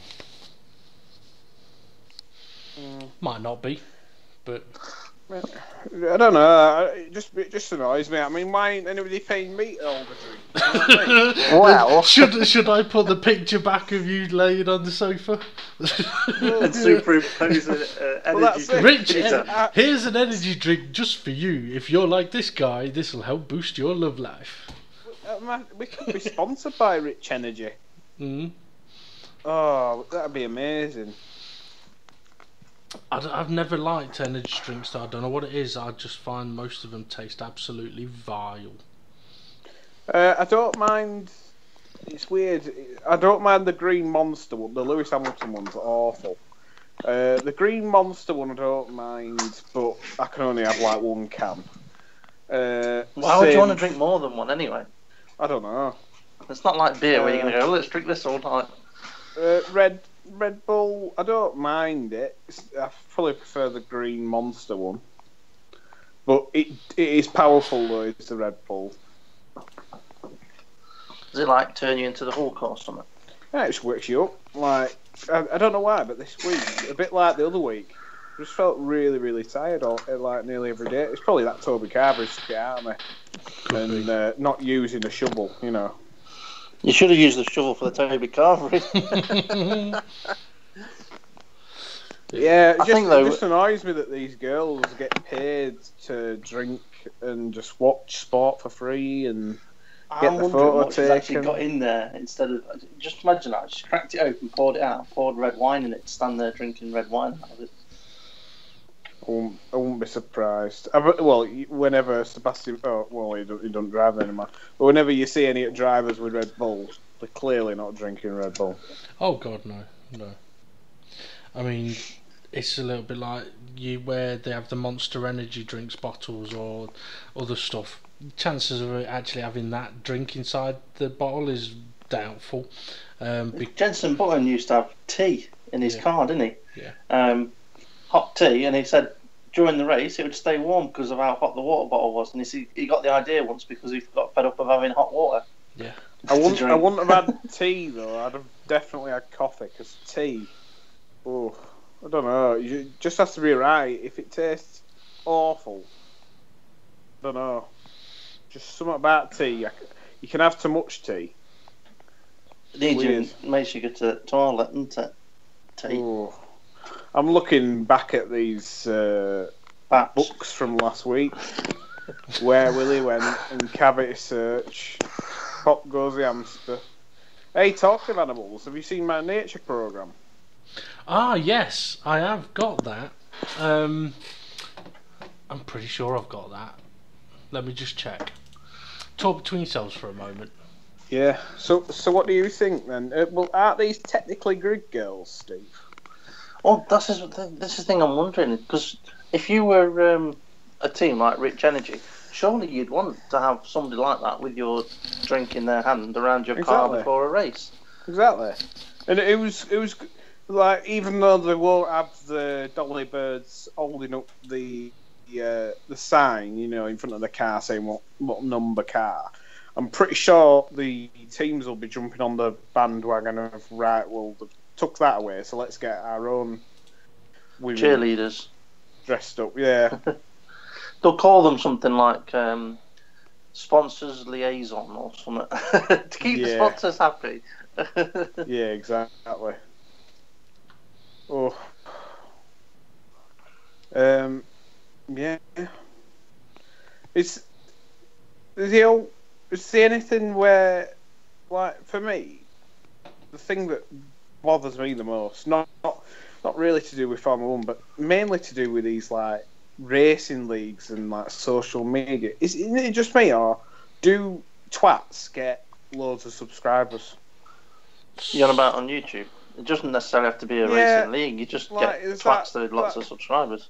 WF1 or whatever it is. WTF1. Yeah. He's just an absolute moron.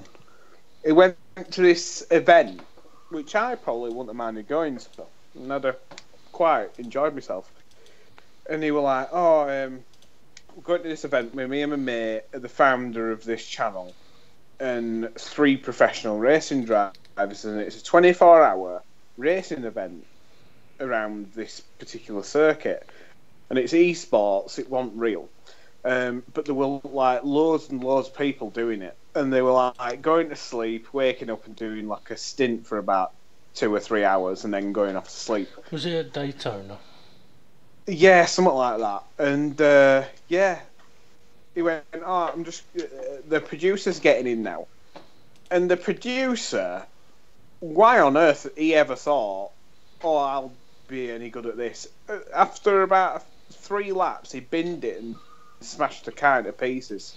So then the actual professional race drivers had to take over, and they ended up, when the professional race drivers started the race, they were in about 4th place.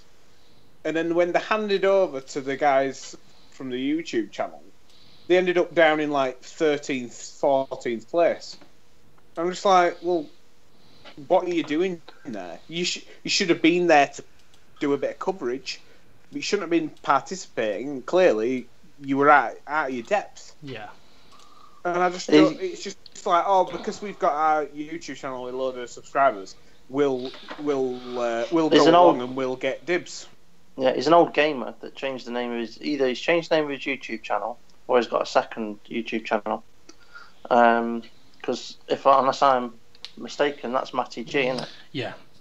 And it used to be Matty G Gaming. Used to be on the Xbox One, or Xbox anyway, and do a lot of Formula 1 and stuff like that, and got a lot of YouTube followers for that. But then he changed his channel to F1 or whatever, and somehow he's getting a lot of access to behind the scenes in Formula 1. And I know he was doing some commentating on the esports, but even before that, he seemed to get a lot of contacts. And I don't think it's weird, because I don't think you just put it down to his YouTube subscriptions. I think it's more to do with who you know. And I wouldn't be surprised if it had something to do with Codemasters as well, because he was in on Codemasters as one of the games testers. Yeah. He's the sort of person that's gone, oh, where can I take this contact, and who can I get in contact with next, and where can I go from here, kind of thing. I mean, it's one of those situations where okay, I'm not a fan of his personally, but it's difficult. I wouldn't say difficult. I wouldn't necessarily say that I admire what he's been able to do, but I can respect what he's been able to do. Okay, yeah, like that thing you were on about with the driving thing. It's not the kind of thing that you probably should be doing, but what he's been able to do is done quite well. I don't want you to mistake that as I like what content he does. I don't really watch any of it, but the fact he's been able to take himself from an Xbox gamer to now having all of the access that he has done, and even being given the opportunity to drive an F1 car and all this kind of stuff, and it's like there may be a bit of jealousy in there, because he has been able to do those things. When he was doing the esports commentating, he admitted that he gamed on a pad and he'd done the gaming on a wheel. Yeah, he's had the opportunity to drive a Formula 1 car because of his gaming experience. It's like, but he did it all on a pad. Excuse me. The thing is, though, but as well, there's a separation. I just want to quickly say there's a separation to it as well, which is, yes, there's the gamer side of it, but I think it's more his media knowledge and his media want that has taken him in the direction that he's going now. It's not he's still got his gaming roots, but he's going down a route of, I want to be involved in media, so to speak. So I think that's one of the reasons why it's a bit different. The thing that really annoyed me this week, though, were I saw he uploaded a video of him backstage at the Mercedes-Benz F1 launch of the new car. And all he was doing was just slagging the entire event off, and I just thought, how lucky are you to be given access to see all that? To see people like Lewis Hamilton and Valtteri Bottas and meet these top people that are at the cutting edge. And he's just sat there going, it's boring. It's really boring. Can't wait to leave. This is just really boring. I've just seen that same car going around the track, and now they're doing a press launch, and it's like, yeah, but don't you understand what they're trying? They're doing a shakedown, yeah, and then the you know what I mean. But yet he was just going, as being here as a person, it's not very exciting, and you just think you've been given a golden opportunity. You're probably not going to get invited back next. Well, he probably will. Yeah, but it's just like, if somebody said to me, "Oh, you get exclusive access to go backstage and see behind the scenes of the Mercedes-Benz F1 launch," I'd be like, "Fucking hell, brilliant!" Yeah. But it's just like, I don't know. It's just that sort of like ungrateful twat. Yeah. Maybe he thinks the same about you. Look at that knobhead who thinks he could do impersonations of he's just jealous of my snowman. Yeah. The humpet. Right, I've got your owl footage. Oh yeah. I'm going to pop it But on. in my owl footage, it's the Australians' owl footage. Well, while it's on, the viewers will be able to hear us, so I will pop it on. That's if I've edited it properly. And for you two, it is just further up in our chat. So I'll pop it on. Here we have a really, really cute owl out on the gate. I've never seen an owl out on the gate. He's just seen me. He's fully shitting himself. I'm thinking, what the fuck's he doing? Hey? Just remembered, I'm completely naked. He's probably looking at me little pecker thinking, whoa. Oh shit, he's gone. He proper does look at you, doesn't he? Yeah. He's like, what the fuck is he looking at? I mean, was that just in the garden then? I literally just, on the morning it was snowing, I literally just went into my game room. I thought, what the hell's that on gate? And I went, oh shit. So then I woke Vicky up. And she literally just looked at him and went, and then went back to bed. So then I thought, oh, I'll make a little video. And as we were doing it, he flew off, and I was like, oh, I wish. But he wasn't that big actually. He was only about the size of my hand. He must have only been a baby. Well, surprised to see it on just sitting there on a gate though. But yeah. You did well to record it. But why? I'm trying to think if there's any other F1 news I had for you. I don't think there is. I mean, I know they've been testing again today, but I'll tell you what I've been meaning to do. I've just not had the time, and I really want to catch up with Ted's notebooks over the last since the last test and this test. Because as much as people might hate all the intricacies of an F1 car, I do like that Ted does go into a bit of detail and tries to explain stuff and show stuff on his notebooks and things like that. So I'm going to have a catch up on them to see what stuff we've missed. But it's still one of those things. I mean, can you imagine how much we'd have to talk about if they just showed it on TV? Yeah, exactly. I just don't understand why not. Have you had a look into this new F1 TV app thing they've brought out? Oh yeah, where it said that we're not going to get it in the UK until Sky run out of their rights. I mean, I didn't look too much. Once I heard that, I was no point even looking into it. But is it meant to be some kind of like free streaming thing then, or is it a subscription thing? It's a subscription, I believe. I think it'd be about £5 a month, but that's a lot cheaper than paying for Sky just to get F1. You get a lot of stuff with it though, don't you? Because you also get loads of pages that you can scroll through to do with telemetry, timing, camera options. You can choose what car to view from, what cameras to view from, or watch the normal stream.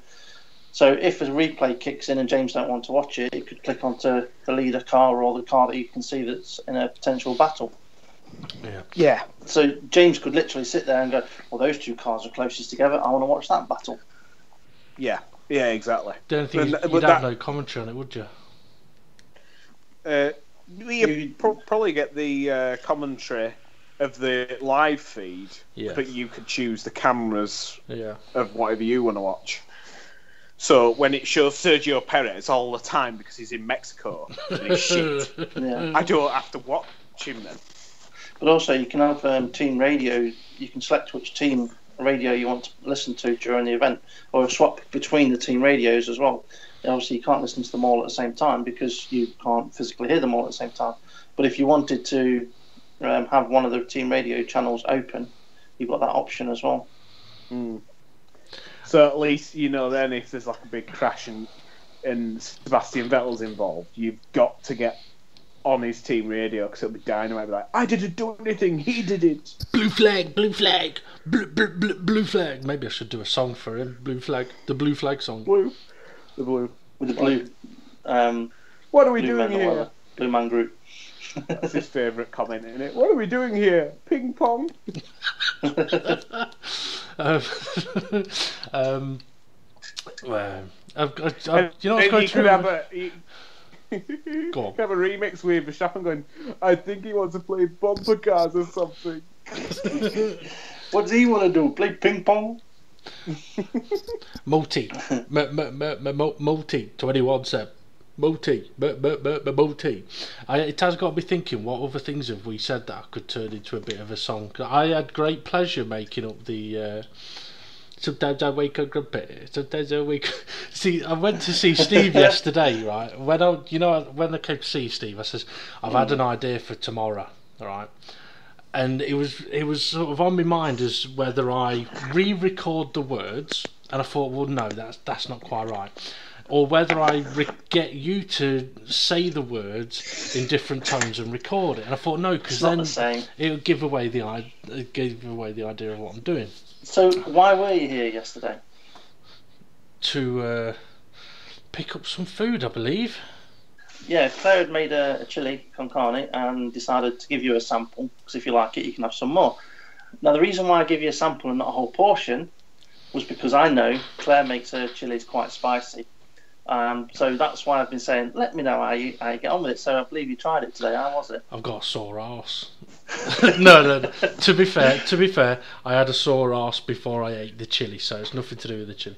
It was actually very, very nice. It did have a little bit of a kick to it, but I'd say it's within my limits. But no, it was very, very nice. I was a little worried because I know that your limits are a little bit lower than my limits, and I'm on about food here and not women. My limits are rock bottom at the minute. Yeah, so if she was to do it any spicier than that, then it would probably be too much for you. Probably be a bit too hot for me, yeah. Alright, so now I know that, I can give you some more. Yeah, fair enough. I've got a little story to tell you, by the way, guys. It's quite a serious story, actually. It was about a woman that goes to the doctor worried about her husband's temper. And the doctor asks, what's the problem? And she says, I woke up grumpy. And she says, I don't know what to do. Every day my husband seems to lose his temper for no reason, and it scares me. And the doctor, he says, you know what, I think I've got a cure for that. When it seems that your husband is getting angry, just take a glass of water and start swishing it in your mouth. Just swish and swish, but don't swallow it until he either leaves the room or he calms down. A couple of weeks later, the woman goes back to see the doctor looking rather fresh and almost reborn. And she says to the doctor, that was a brilliant idea. Like, every time my husband started losing it, I swished the water in my mouth and he calmed right down. How does a glass of water do that? And the doctor said, the water itself does nothing. It's keeping your mouth shut that does the trick.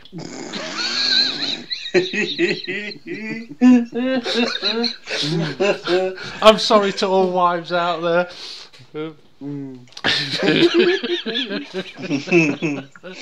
Now you know, if Claire or Vicky ever hear this part of the podcast, you two will not be able to get them a glass of water ever again.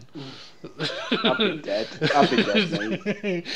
But, oh dear.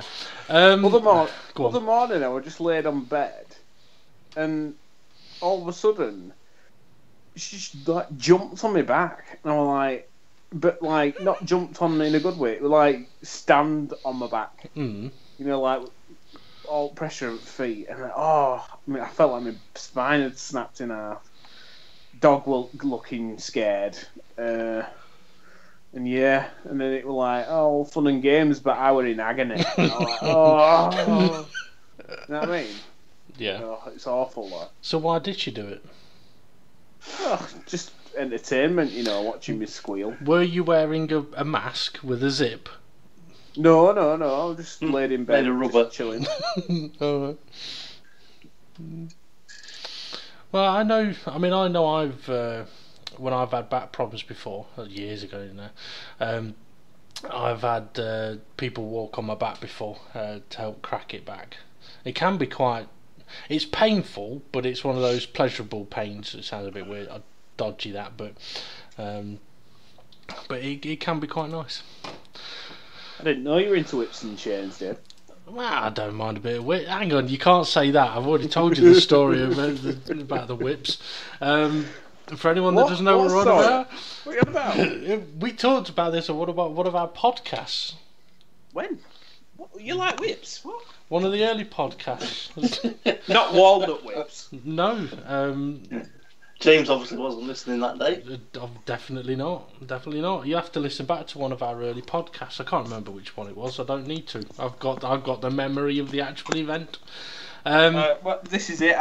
This is why most of our arguments happen, is usually because I've forgot completely, and I do. You do what? Forget all the time. I thought you'd forgot. Where have I put that charger? Bollocks. I tell you. I don't know what's up with me. My head's just like completely zonked. But just need to find my charger now. Well, I don't mind if today's podcast is shorter than you. I mean, to be fair, you know, when before we started these podcasts, we were like, yeah, we'll do podcasts that'll be like a couple of hours long. Every single one has been over 3 hours, 40 minutes long. Yeah. I mean, the longest has been about 5 and a bit hours. Yeah. But just so you know, I am just preparing to send you two guys something because I think we're not far away from the Hando guys going on a lunch break. I love the lunch break. Yeah. Now I've sent you both some stuff. I've got a feeling it's sent without the bullet points. Is it sent without bullet points? I'll have a look. I'm gone.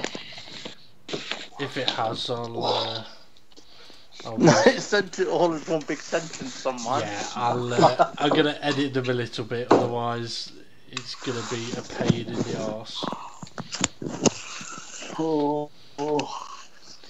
Yeah, I don't know why. You know, other week I said, I feel really, really like zonked, but like I've had plenty of sleep. Yeah. Like last night I had tons of sleep. Completely zonked. The thing is, that happens to me a lot, right? I can have a little amount of sleep and be wide awake, or I can have a lot of sleep and be absolutely exhausted. It's weird, right? Because I think it was Saturday night, Sunday night. I thought, I'll go to bed early so that I'm fresh for Monday. Goes to bed about 9 o'clock, like an old man. And I get woken up by Bella because all top of my head was wet. I thought, what the hell's going on here? And she was licking me. I'm like, for God's sake. That's because she just peed on it. So then I'm like, oh no.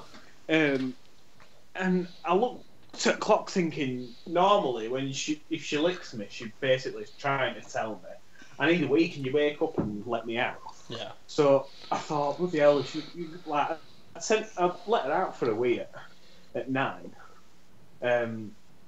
So when she let me on the head and I woke up, I thought, bloody hell, I bet it's nearly time to get up. Looks at clock and I felt like I'd slept for hours and hours. It were only like 11:10.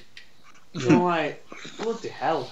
But yeah, I could have easily woke up then. Hey, up here, oh bloody hell, she's here. She heard you say your name. She's hitting me. I mean, I had it, probably within the last couple of weeks where, I was thinking I mentioned it last week, where every now and again I'd eat and then I'm like 20 minutes later I'm passing out. I think it was about a week and a half ago, where I was absolutely exhausted. So I think I went to bed about 10:30 or something like that. Went to bed, fell asleep, woke up feeling really refreshed, thinking, oh, it must be time to get up. Looked at the clock and I'd probably been asleep 20 minutes. And usually for me, like if I'm tired in the day, if I have a 20-minute nap, I'm fucked. I'm proper. Yeah. I'm out of action. Yeah. I don't do naps. I do sleeps. Yeah, I think I'm a bit like that, but I just I just don't understand though, because I don't know why. Why is it when you get older you need a nap? Don't know. Maybe it's just old age, tiredness. But this is it. I'm not even 30. I'm like, I feel like an old man. Wait till you get to 40. Wait till you get to 40. I'm not at 40 yet, and I'm already fucked. I don't know. Okay, right, guys. I think it's time for the Hando guys to have their lunch break. This might wake me up actually, 'cause I like Hando. It might do. Oh, you don't know. You don't need a parachute to go skydiving. You only need parachute to go skydiving twice. Well, you could hang on a moment and let me set up the shop. So the Hando engineers, while waiting for mass production of their phenomenal beast of a massive engine, are on a little bit of a lunch break, and while they are on their lunch break, they decide to tell a few stories to their fellow colleagues. James, to go first. Oh, I broke my finger last week. Oh, hang on. I broke my finger last week. On the other hand, I'm okay. You don't need a parachute to go skydiving. You just need a parachute to go skydiving 2 times. I didn't understand a word he said. That's because I'm at Hando. Oh, okay. My grandfather has the heart of a lion and a lifetime ban at the zoo. Oh, I like that one. Oh, I'm the heart of a panda. You don't want to know why. How long is Chinese name? Hang on, we Japanese. Why we not Chinese? Say that again. How long is Chinese name? Oh. The short fortune teller who escaped from the prison was a small medium at large.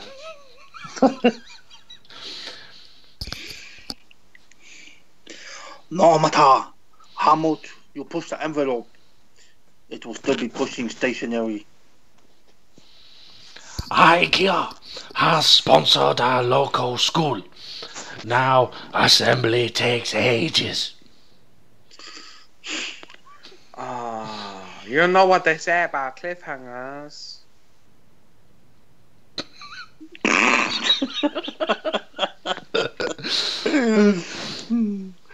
Sometimes they fall off.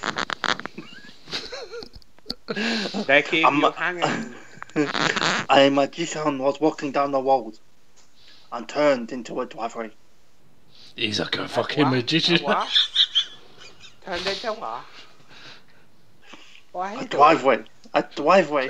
It turned into the driveway. He turned into a driveway. He's a magician. He turned into a driveway. I don't know what accent I'm doing now, but there we go.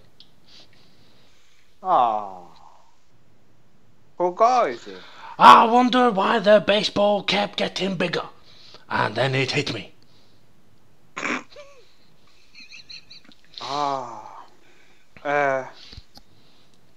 You know what they say about cliffhangers?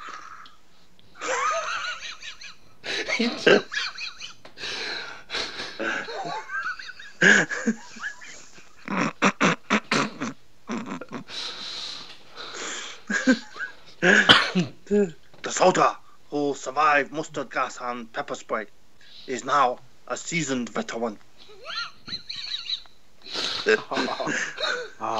Yeah. Today, a man knocked on my door and asked for a small donation towards the local swimming pool. I give him a glass of water.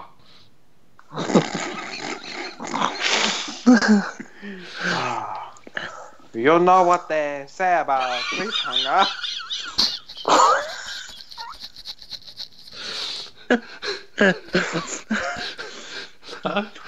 I'm sure I did send him that one 3 times. Oh no, you're not fat. You're just easier to see. You know you're ugly when it comes to a group picture and they hand you the camera. Apparently, 1 in 5 people in the world are Japanese. And there are 5 people in my family. So it must be one of them. It's either my mum, or my dad, or my older brother Colin, or my younger brother Ho Chan Chu, but I think it's Colin. My brother called fuck you. And my other brother called holy fuck. What your sister called? Fuck Holy me. fuck. She, my brother, and my sister. She everything to me. We are in the sticky situation since the sticky insect got stuck in the sticky bin. Sticky bun. Huh? Sticky bin. Sticky bun. Stick. Oh, sorry. Sticky bun. I went to a restaurant that serves breakfast. breakfast at any time. So I ordered French toast during the Renaissance. Why do men get married? So they don't have to hold in their stomachs anymore.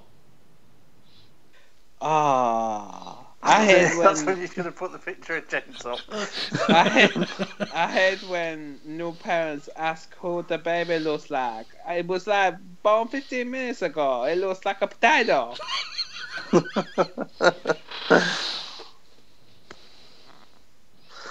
Is it me?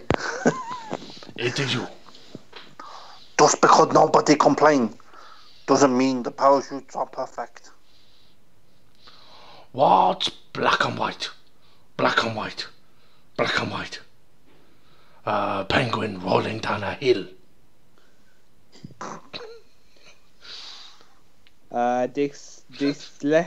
Dyslexic man was into a bra.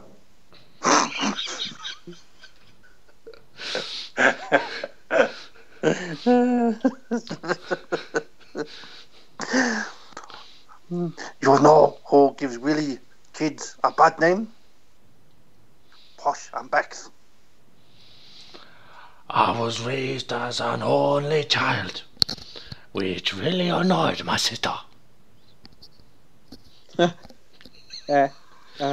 We at Honda, we told Russell they would be fighting for podiums. My girlfriend started smoking, so I slowed down and applied some lubricant. I've spent the past 4 years looking for my ex-girlfriend's killer, but nobody will do it. I haven't talked to my wife in 3 weeks. I didn't want to interrupt her. Whiteboards, they are remarkable.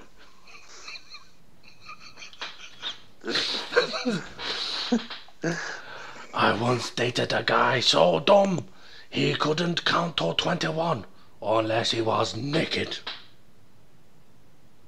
Huh? Oh no, I got a funny joke to tell you.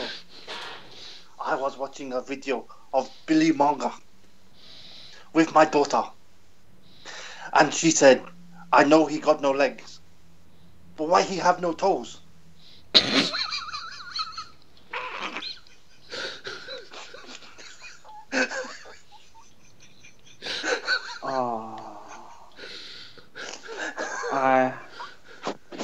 That's true. That was today.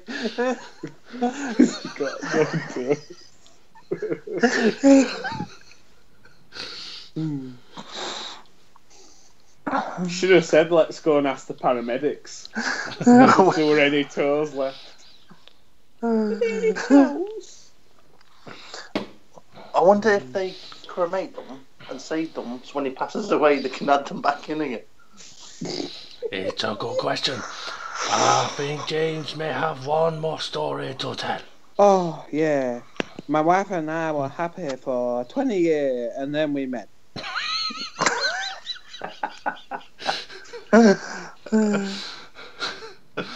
Oh, I don't know about you guys, but I think we need longer fucking lunch break. Otherwise we have to go back to work and build that big fucking engine. Oh, I heard it's running quite well at Barcelona Pass.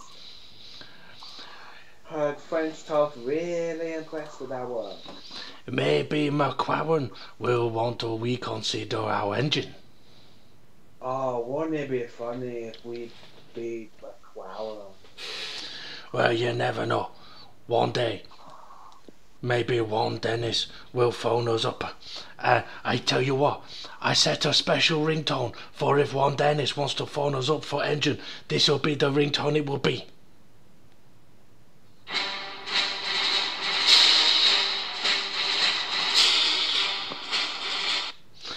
That'll be the one. That'll be the one. Oh, I used to worry when he used to ask us for no engine when he used to be big boss in McLaren. I always worry when James seems to be a little quieter, 'cause it probably mean he having a poo. Do you know? No. When your wife say, correct me if I am wrong, you know, just don't agree with her.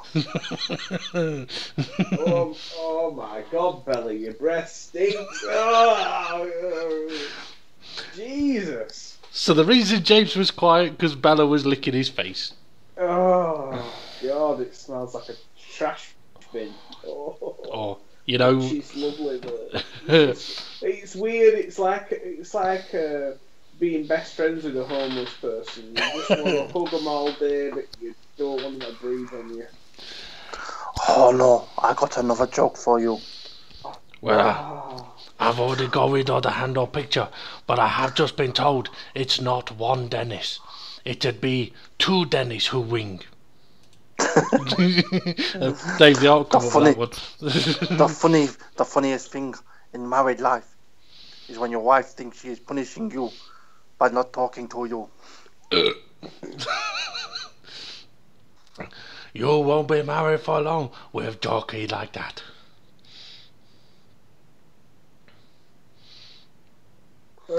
My wife, she dresses to kill, but she also cooks the same way. Bella just put a tongue in my mouth. Just think what she's been doing with that tongue today. Oh, it's been totally licking summer. She been licking doggy vagina. Oh, it's all fishy.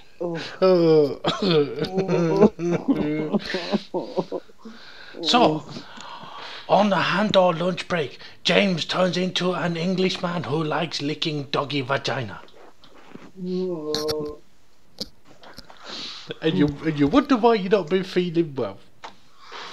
Yeah, I just don't get it. I just feel like I'm half awake all day. I feel like that. But yeah,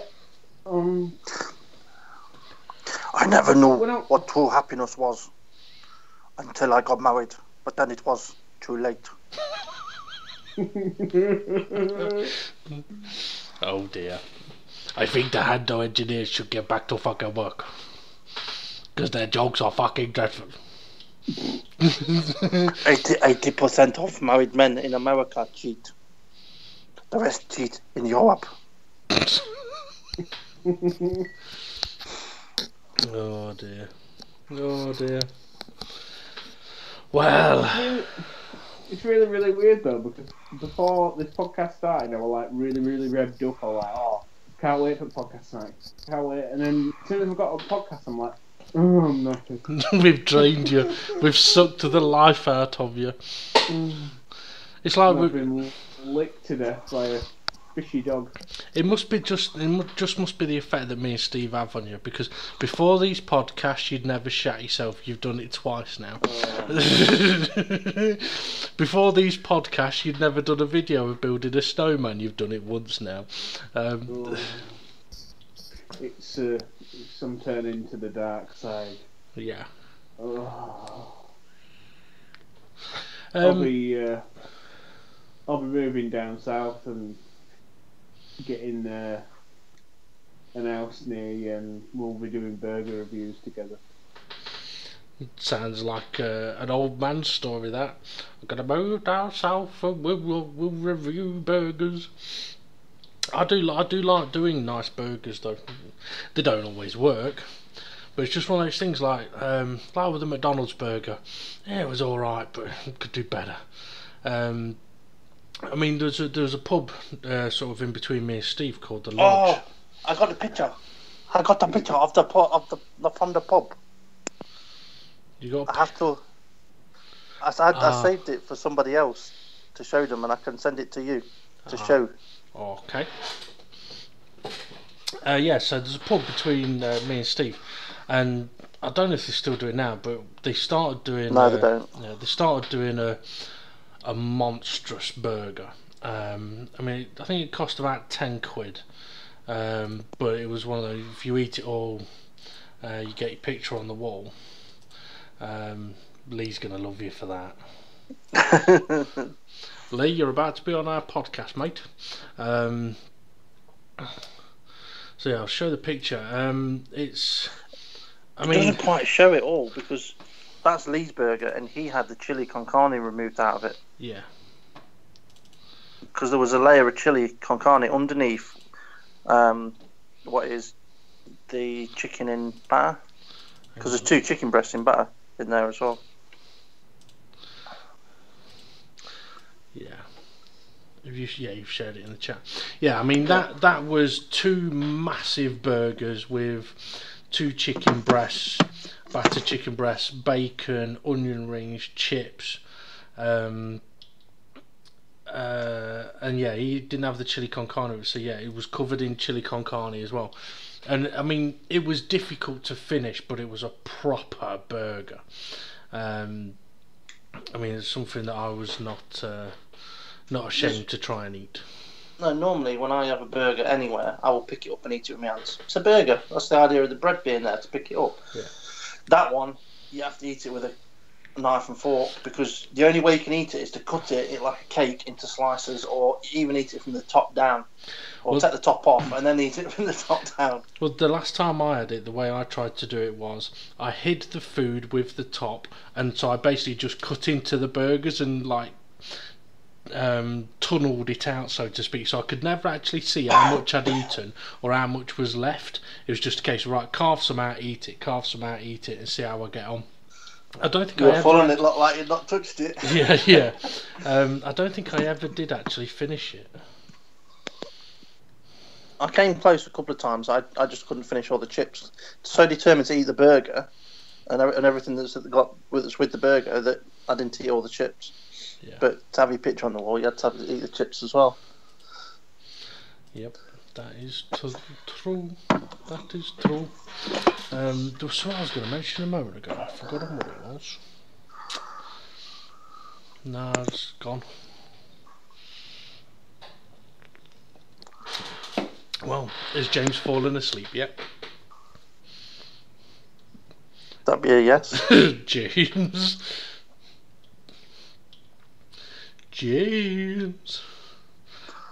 Oh, go on, start snoring. when he comes back, tell him we're not online anymore. We're finished, and see what he says. I'm sure I heard teaspoon rattling mug.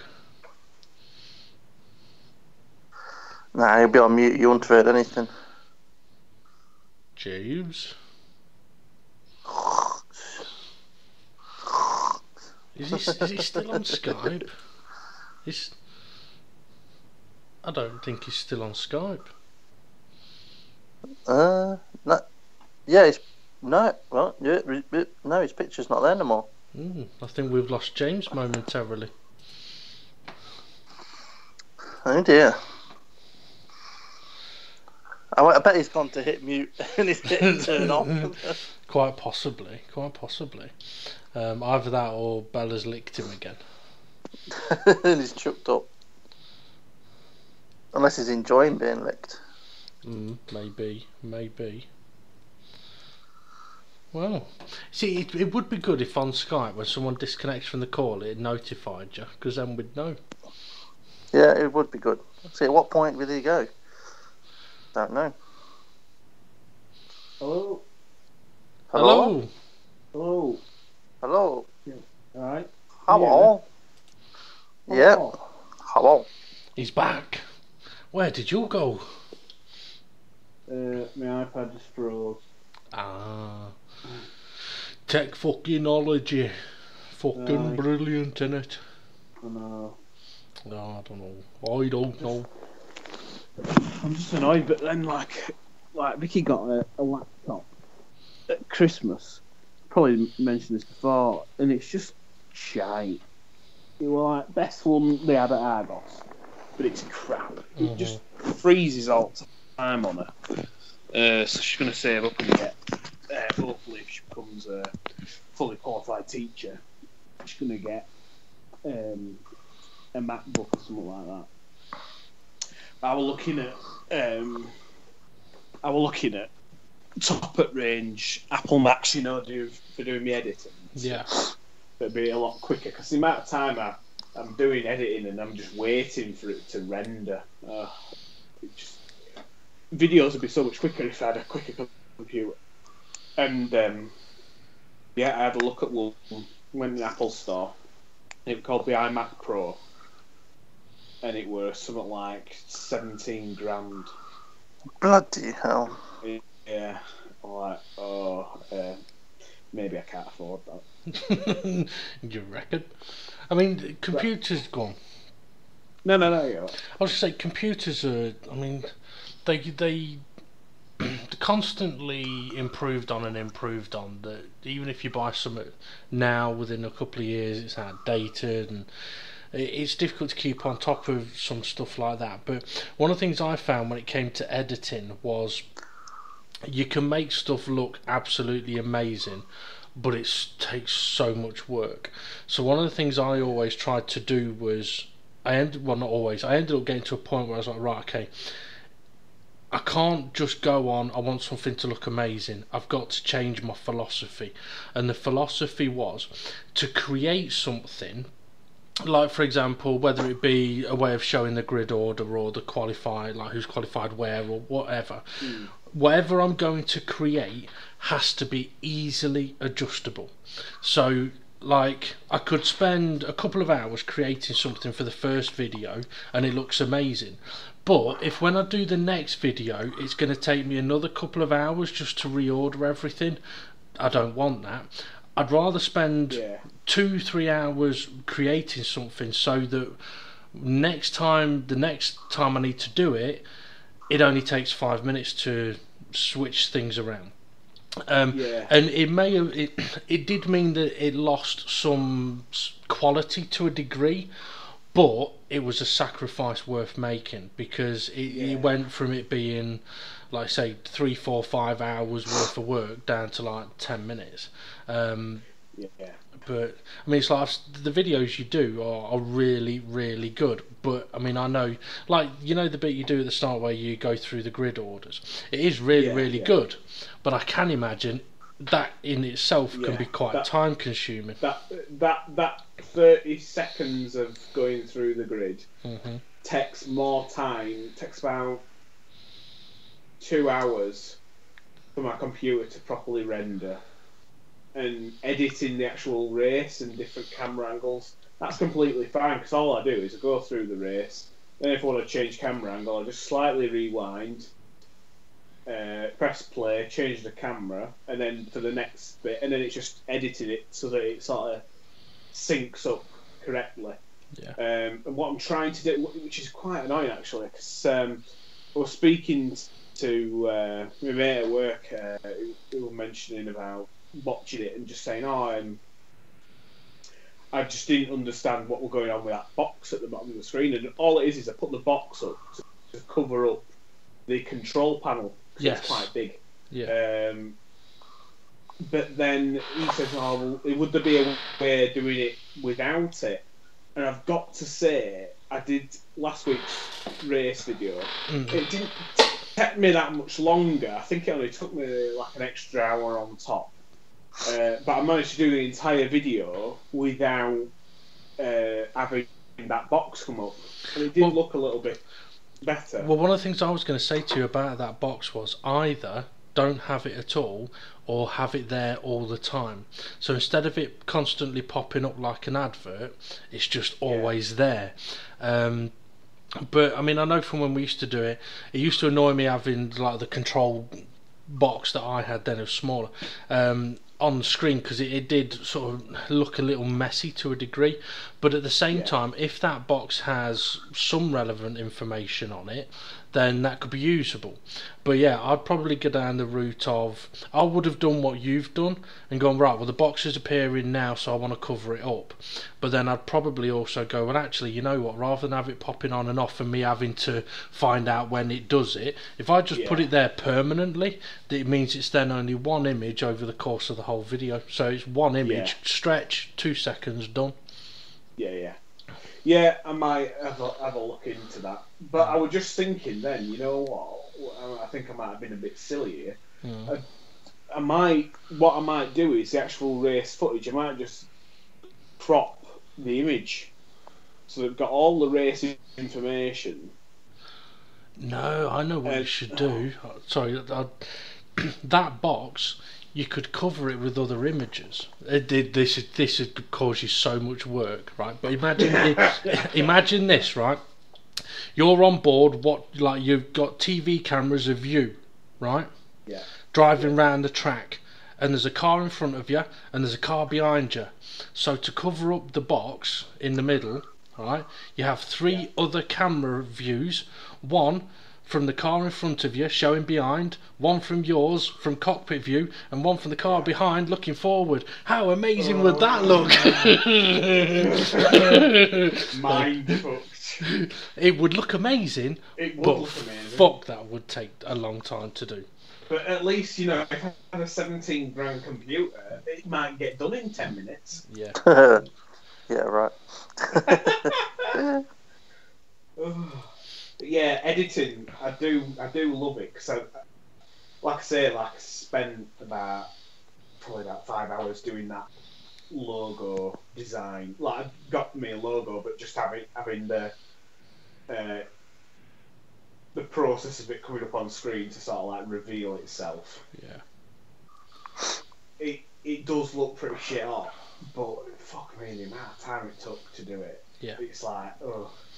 Well, one of the things that I'd say is, if it was being live recorded, there'd be nothing you could do about it. So there'd be nothing wrong with saying, look guys, I know it might look better, but for the sake of my life and stress, I'm gonna not do that. I mean, if you remember when we used to do the Formula 1, there was one season where I mean, people used to go on about obviously wanting highlights videos. They were a great idea, but they're a pain in the arse to do. But we also did, because I was doing them, was I've talked about this before, recording people's qualifying laps and putting them side by side and showing their whole laps side by side. And I think I really enjoyed doing it. I really enjoyed commentating over it. I thought it didn't look top quality, but I thought it looked pretty good. It brought another aspect to it. You could see how your lap compared with the guy that you were starting next to on the grid, and all the way through the grid if you wanted. And I liked that idea, but fuck, it took a long time, because if you're saying on average a minute 40 a lap, that's a minute 40 times by 16 at that point. No, 18. Sorry, times by 18.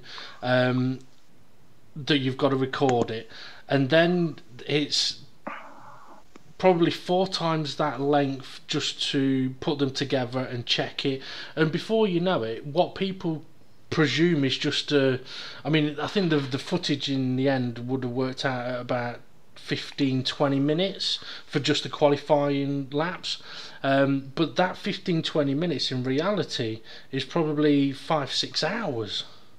Yeah, exactly. One other thing that has sort of kind of annoyed me this week is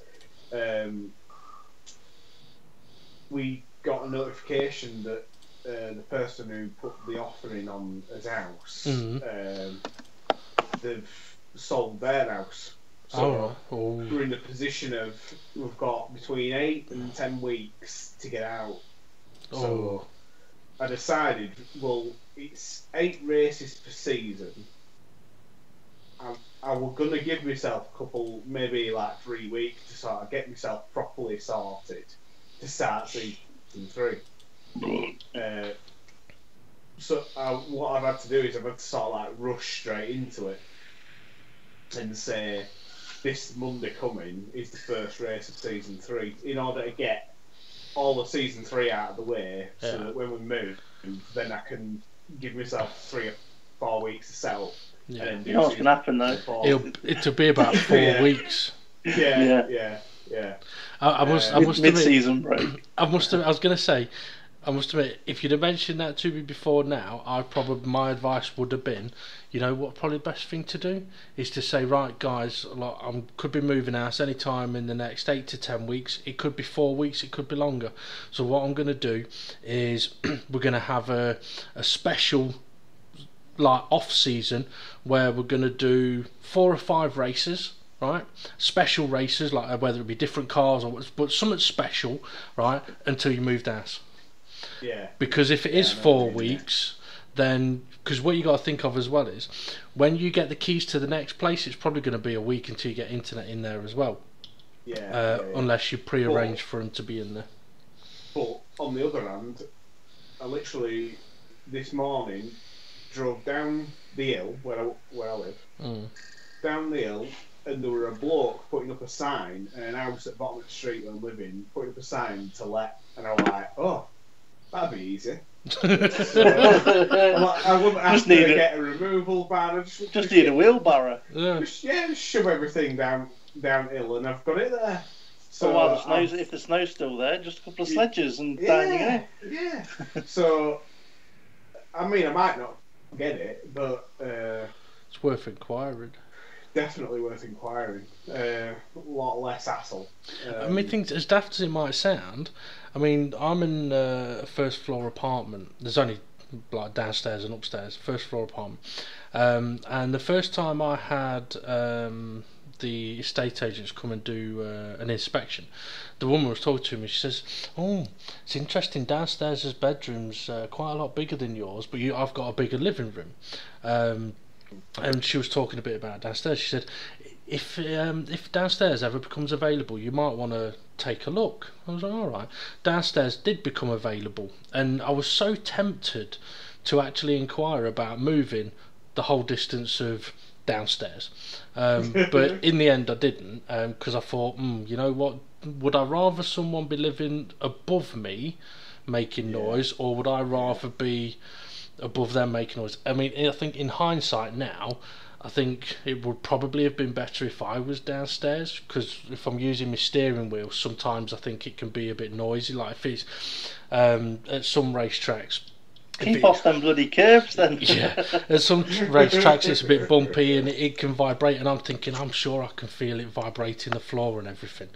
Or if my stereo's on, like I don't drive through my stereo, but if I'm watching a film sometimes I'll have it through the stereo, and I'm thinking that might be a bit loud. So I mean, I think in hindsight it probably wouldn't have been a bad idea, but at the same time I'm quite happy upstairs. But yeah, throughout this weekend, because I've had to like do a bit of a rush job, I've gone through and done all my thumbnails already for all 8 races of season 3. Yeah. And I sort of had to make a bit of a rush decision. Well, not a bit of a rush decision, but I said to people about 2 weeks ago, pick tracks, because I thought on season 2 I'd let people pick the car and I pick the tracks. So for season 3 I thought I'll pick the car and I'll let the drivers pick the tracks. So the drivers would pick the tracks, and then I said, this is the car that I'm going to use. And because of obviously the amount of work I've already put in terms of getting all the posters and everything ready, so that I don't have to do all, I can literally just upload it. And then I think I told all the drivers on Saturday, saying you've got a week and a couple of days until the first race. This is the car we're going to be using. And I sort of threw them in deep end, and the first track that they'd selected was the Nordschleife. Ooh. Yeah. So that was the first track. Good luck editing that video. So that's track number 1, right? And the car. So straight away I was waiting for him to go, I wasn't expecting you to give us that as the first race. But no, it were, this car is so difficult to drive, I cannot drive this. And people literally messaging me to say, this car needs to change or I won't be racing next season. I just be like, I just messaged him going, okay. I was like, okay, the car isn't changing. And just once you be a bit ballsy and be like, well, nah. I feel like a bit of a twat, but at the same time, within that day, I must have had 4 or 5 people message me. I had about 5 people message me going, this car's brilliant. I had 5 other people, who were mainly people on pads, message me going, this car's undrivable, blah, blah, blah. And I'm going to leave, whatever. And I'm like, yeah, don't worry, I'll find a replacement. Sort of like playing that. As in not a replacement car. Yeah. What you should have said is, you said, you're going to have a bad season then, aren't you? Well, this is it. Last season, they were doing right well in that old 90s DCM car. And I was struggling a fair bit, so it's swings and roundabouts. And why not give the vote in the future to the people, to somebody that's ended up quite low down the table, to basically say, okay, you obviously didn't get on well with the car that was just driven. Interestingly, right, when I was watching the Mercedes video I mentioned earlier today, and you know how I said that James Allison had said if they put last year's car up against this year's car would blow it away. I had a thought. It'd never work, but I had a thought. What if the Constructors' Champions or the Drivers' Champion, either one, had to use the same car in the following season? Can't upgrade it, can't improve it, got to use that same car. Then that would be like Vettel, just as an example. Vettel racing in a Sauber. Last year's Sauber, they think about how Sauber have normally been with an engine past in development, years past. That'd be like Vettel racing in a Sauber. But imagine this, right? Okay, I 100% agree with what you're saying, but there's only one reason for that. It's because Ferrari give them the previous year's engine. But the teams or whoever it is, they don't want the kind of parity. But I bet if that rule was brought in, all of a sudden the teams would go, well, hang on a minute, yes, we want to win, but we don't want to go into the following season with an engine that would be massively underpowered. So if we actually agreed to having simplistic engines that put out around about the same power, and it's actually down to the car itself as to who's got the best car and best driver and package, all of a sudden your rules could change, because the teams go, we don't want to get fucked over here, but it's fine. But what about when there's a total redesign of car, like that was a couple of years back? Yeah. And then it's like, well, that's a massive disadvantage if you got like 4 seconds a lap slower. Tough. Yeah, but if you think about it, really, I bet the 2008 cars were quicker than the 2009 cars. I mean, stupid. I mean, things though. You think about first time Mexico was on the calendar. The cars then were so much faster in a straight line than they are now. And okay, they go around corners faster now than those cars do. But if you had them both on the same racetrack, okay, the current car would probably win.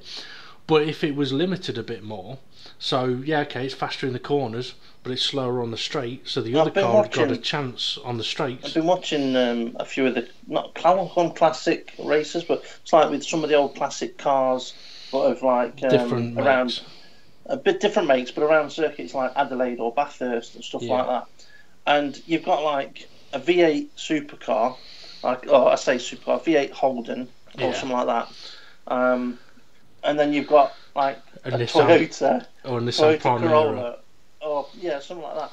And you've got the V8 that's just super fast on the straights, but then when you get to the tight twisties, the Japanese car is all over the back of it, brakes later, accelerates much quicker. But then you get to the straights and the Holden's just like straight past him again. But it made it enjoyable to watch. It's like you've got two cars, one that's very fast in a straight line, one that's good in the corners. In fact, the last race I watched, you actually had a guy in third place that was in a Mitsubishi Evo who left the line so quick. He was in first place within 100 yards because he had four-wheel drive. Unfortunately, it lasted till about lap 3 because something went wrong with his car. But in first place a four-wheel drive Evo, second place a Holden, third place a Corolla or whatever, and it was interesting to watch. Yeah, I mean, because maybe that's it. I mean, imagine if they said from now on Formula One has to be four-wheel drive. Like the whole front suspension would have to change, and the aero would be completely destroyed. But it'd probably make for more entertaining racing, just because in a straight line they're probably going to be going a lot slower, and the dirty air won't be as affected. Because I just wish there wasn't so much aero in F1. I mean, suspensions, I mean, from what I've been seeing, I mean, we're probably going to have a proper look at some of these cars, really, at some point, seeing as we are an F1 podcast. But at the same time, I don't, as much as I like the intricate details of F1 cars, I'm not that interested in going into and talking about all of the intricate details. I want to be talking about them going around racetracks. But one thing I have noticed is that the style of or suspension designs have changed so much since last season, especially on the front end. McLaren's rear suspension that's weird. It is weird. So they've gone with something called parallel. James. So he started a motorbike. That's the Honda. Oh, fuck you, sorry, you were saying, Steve, about McLaren's suspension design. They've got something, I can't remember the full name of it, but it's like where the rear wishbone is, or pull rod or something, but it's called a parallel something or something parallel. But basically, because it's not parallel, it's 90 degrees to the car, but it's parallel with another part of the suspension. But it's like a big chunky bit, and then it's got like a bit of a kink in it, like a dog leg, and then it's parallel. But because of the angle of it, obviously they can generate a better airflow over the top of it to create more flow to the rear wing, a better airflow to the rear wing. So it's like every little aspect of that suspension is all to do with where the airflow is going towards the rear wing. Yeah. I mean, I saw a picture of, I think it was the Red Bull, and they were talking about how the front suspension has changed, because McLaren a few years ago reintroduced a pull rod suspension on the front, and it almost worked for them, but if there was a problem with it, it took hours to adjust it. But it was, looking at the Red Bull's front suspension, the top wishbone, it goes towards the tyre and then sort of goes straight down, but where it sort of goes towards the tyre, it's about halfway up the tyre. So rather than it all sort of coming down into the brake hub, it just goes horizontal and then straight down. And obviously it's an intricate suspension system, but not not something that's easy to understand, I think. Yeah, well, this is it. I mean, if you want to get the average everyday person, the one thing that brings a load of average everyday men to football is it's a football, men, and some posts. Mm-hmm. And it's not hard to understand. Hardest thing to understand is offside, and once you get that, you know what I mean. Yeah. Once you understand that, that's it. F1's so complicated that it's just like, Yeah. it just needs to be brought back to basics. Yeah. I mean, it's the thing. I mean, it's the same with any kind of motorsport. It doesn't matter if it's drag racing, tractor pulling, oval racing, street racing, track racing, Formula 1, LMPs. It doesn't matter what it is. It's got to be entertaining. And the entertaining part of it is who's going to win. Look at that overtake. Is he going to overtake him? Wow, what a crash. The driver's okay. It's those simple things, not, oh wow, look at all those million pieces of carbon fibre that make up a suspension that I can't understand because I don't even see suspension on my car apart from when I crashed it and the front wing was hanging off and then I could see the suspension. Oh, look at him under braking. It's a brake-by-wire system, which is why he's locked up and fuck. Now that'd only be Grosjean. Yeah, it should be ice French, that's why. But yeah, I just wish somebody had listened to us from F1. They did until you called Jean Todt a twat. He is. Don't listen. Steve's sent me some pictures of the McLaren rear suspension, so we will have a look at it because it is quite an innovative sort of design. But I say, I've never seen Fernando Alonso so happy in the last 3-4 years. No, that is true. I mean, I really do hope they're able to compete. As long as they're competing, I think they'll be happy. Because at least then it's a step in the right direction. But I honestly could see a team like Toro Rosso suddenly going, "Hello, everybody. We've got something called a Honda engine, and it's fast." I can actually see that happening, bizarrely. Because I've said it before. Sooner or later, Honda will get it right. Yeah. And just for McLaren, it wasn't soon enough, and I can see what's going to happen with Red Bull as well. Because as soon as it starts working, and Toro Rosso are up with pace with a Red Bull are going to go right. We want that engine next year. Yeah, straight away. Okay, might do it mid-season. Maybe. I can't see it. I can't see it being an engine change mid-season because of the complexity and to change. I mean, you think about the problems McLaren. I mean, McLaren said to try and get the Renault engine into their chassis was difficult. It was difficult after having the Honda. Yeah. To do it mid-season, the only time they could do it, the only option they would have to do it is in the 3-season not winter break, but mid-season factory shutdown when they're not allowed to do anything. Yeah. Right, I'm showing the picture of the McLaren last year's suspension on the right.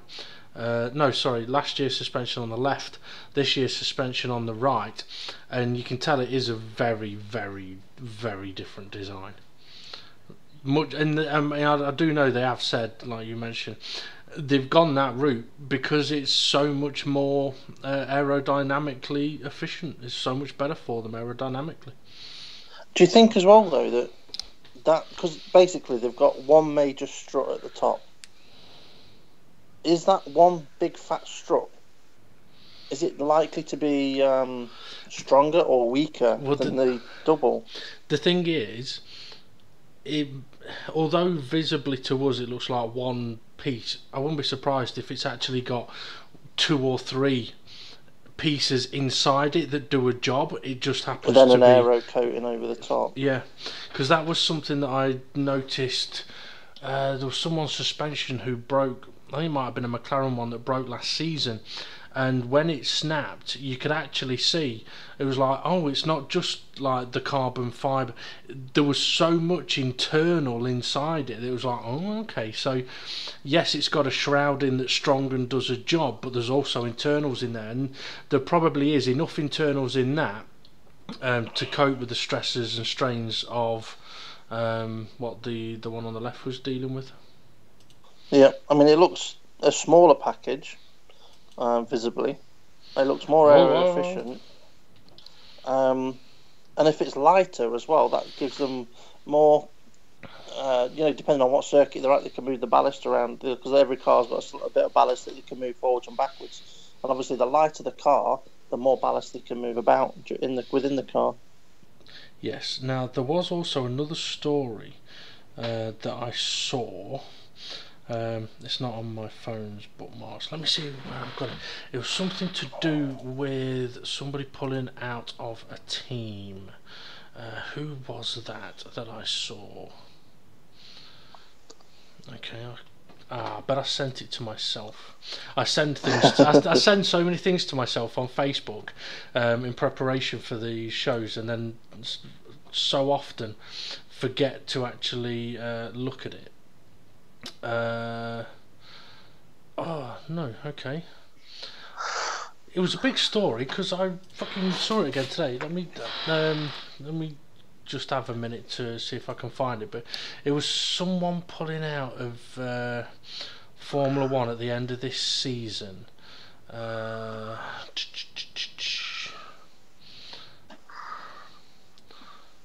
You guys can talk while I'm trying to find this, by the way. No, you're all right.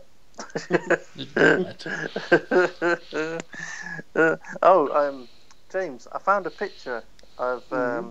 Might have to get Dave to share this actually, otherwise it'd be weird about us talking about it. But we'll see. The snowman that I built, you said I should have put a head on it.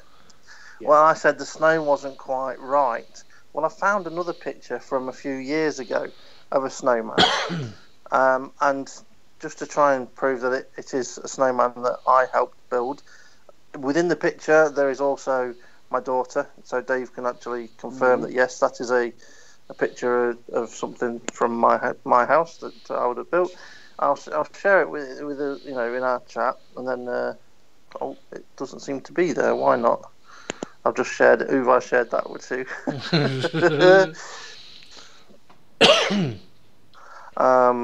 Because I think this snowman's better than your snowman, personally. Get lost. No way. No way. No way. He's even got a big smile on his face. Yeah, but has he got bolts for eyes?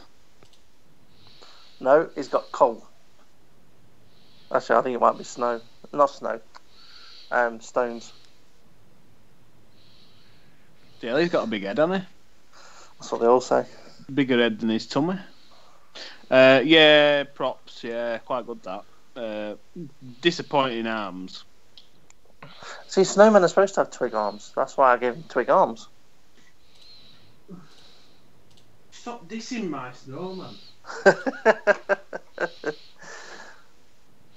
He's also got a Derby County hat and scarf on. It's fake, it's fake. It's not fake. I can't find this story. What story was that? Tell us about it. It was something to do with... I'm sure it was... It wasn't a team. I'm sure it was to do with some major sponsor of one of the big teams. I can't remember for the life of me who it was now. Excuse me. I'll check on my phone. I also save stuff to myself on my phone. No. Oh, hang on. Oh, interesting. I did take a picture of Adrian Newey's comments about McLaren's suspension. Adrian Newey said the pull rod is parallel to the chassis and lets much free space for the airstream into the diffuser. Brake ducts and wings can also work better. Really interesting from an aerodynamic view. That's it. Martini. Williams confirmed Martini's exit from the team at the end of the 2018 F1 season. And I can confirm that Ferrari lost Santander at the end of the last season. That's why it's not on the car. But yeah, Martini, that means that Williams will have to think up of delivery. Oh, God. Yeah, it'll be fucking boring, don't worry. They'll just get rid of the stripes and it'll be plain white. Here's a random story for you.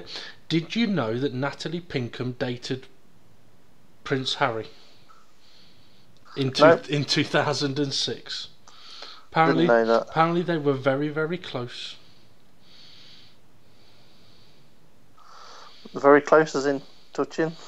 Well, a bit more than that, I think, from what I've heard or read. I didn't hear nothing. Although saying that, you do hear it when you read it. You hear your own voice in your head. So yeah. Oh. Apparently, I'm just reading this off the internet. So any story that starts with apparently, or I overheard. Yeah. Go on. F1 says it lost 50 million from sponsors from the Brazilian Grand Prix because they're not going to return for this season. What, the sponsors aren't going to return? So the sponsors don't want to. Yes, certain sponsors for the Brazilian Grand Prix have pulled out for this season, which has reduced the FIA sponsorship revenue by 50 million. Now, does it say why? Is it anything to do with the fact of teams getting held up at gunpoint? I'm just having a skim over it, and it doesn't. The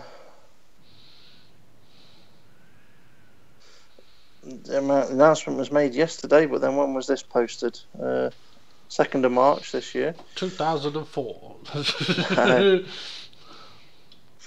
No, it's all to do with the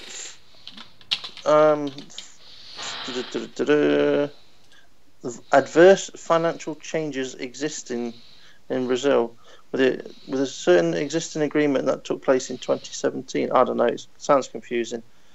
I think it's all to do with the sponsors. I think the sponsors were something to do with the financial sector in Brazil. They don't want to be part of it. Fair enough. Here's one story for you. McLaren. This is a story reported by Autosport.com. McLaren accepts place on Formula One board for the first time. With McLaren has taken a seat on the F1 board for the first time, potentially giving the team a bigger say in the future of Grand Prix racing. No more Honda. The team joins Ferrari and Mercedes as the only entrants represented on the F1 board. Mm-hmm. I think all teams, they really should have somebody on there. Well, teams that have been running for a certain period of time, like 10 years or more. I wonder if Martini are going to end Williams' contract because Williams have gone, well, Sodja, we're going to put somebody in the car that's over 25, or under 25. Maybe, or maybe they just want to be incorporated with a different team. Yeah. McLaren announced Dell as its new F1 sponsor for this season. Well, I think we knew that already. Main sponsor. That's what it says.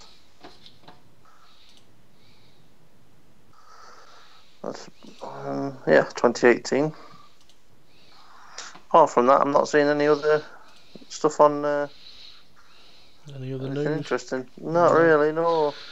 Well, I mean, it's only 19 days until the first race of the season, and I mean, I know last week I said I've not really been feeling the buzz, but I'm sure as we get closer to the race weekend, I am going to be looking forward to seeing that first weekend of practice, and the race itself. I mean, I do like the fact that from what we saw from the first test, there wasn't really any reports of any team being like reported as, oh, they're fucked.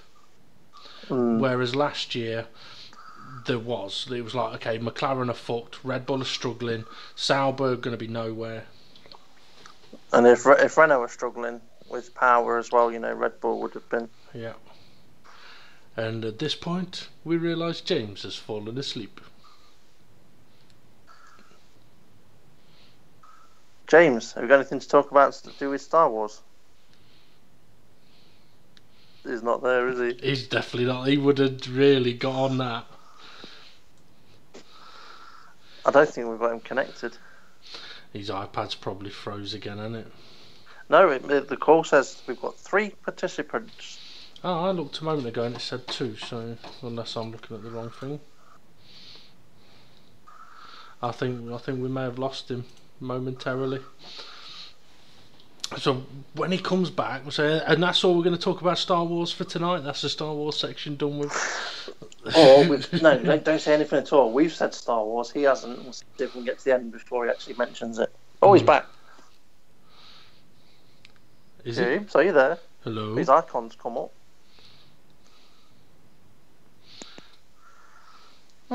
Maybe he's not there. Hello. James, take it off mute. Is it me you're looking for? Sometimes I wake up grumpy. Sometimes I wake up grumpy. You know, when I was driving home yesterday, I was literally singing that to myself all the way home. It got in my head. I was like, I've got to do this.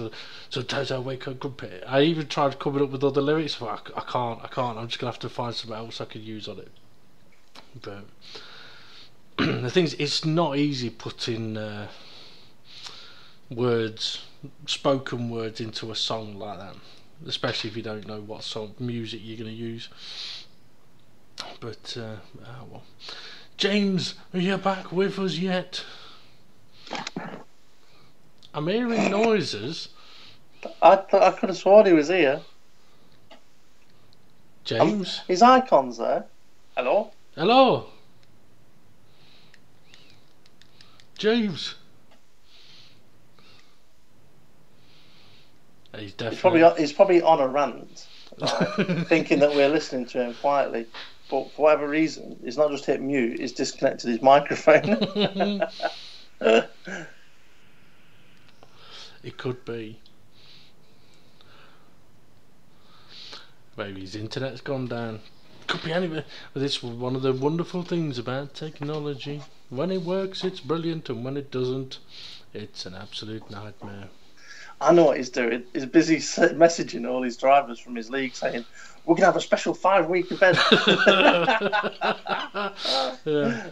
His icon's glowing. Well, it's pulsing on as Skype. if to say he's trying to talk. Your microphone's not working, James. If you can hear us, send us a message so we know you can at least hear us. Unless he's gone for a right big dump and he's thinking, I daren't take this off you. No, because he went for a shit a little while ago, didn't he? I know, but it might have gone for one that's even worse than that. True. It may have been a precursor. I've done that before, where you go for a shit and only a bit comes out and you're like, yeah, that might resurface in a bit. Unless Vicky's proper going off on one and he's thinking, I can't let everyone hear this. Maybe. Either way, I think we're just about all out of F1 news, aren't we? Yeah, I'm all out of news, full stop. Yeah.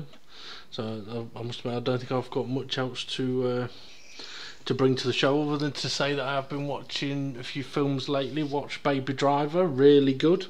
Really enjoyed that film. Did you get round to watching Knock Knock? No, I'll have to write that down. Knock Knock. So when I get up tomorrow and I sit at my computer and look at a piece of paper that's got Knock Knock written on it, what fucking joke's that then? But we'll see if James is going to be able to rejoin us, see if he's got any news. Oh, hang on. What? I thought I heard a noise. It was either you farting or it was the start of a... He can't fall asleep live on air. Hang on, was that your nasal noise that I just heard? Yes. Oh, okay. I was just going to say, you can't fall asleep live on air and not snore. I am hearing noises down the microphone, but I can't tell if it's you or whether it's James's microphone. Well, I would hit mute for a bit so you could tell, but then you'd be left on your own talking. Yeah. He's been gone a while. James. Yeah, and his thing does keep pulsing, flashing up. Yeah. keep hearing nasal noise, but it could be you. It could be me.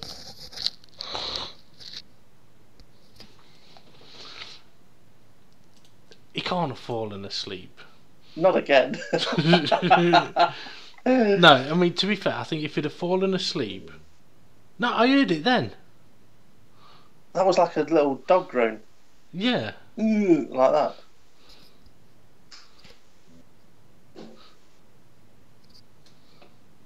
It's not Gizmo, is it? No, he's upstairs. So his microphone is on. Yes. James. I just heard a click. I just heard. I think he's snoring. Dave the Arp thinks he's snoring.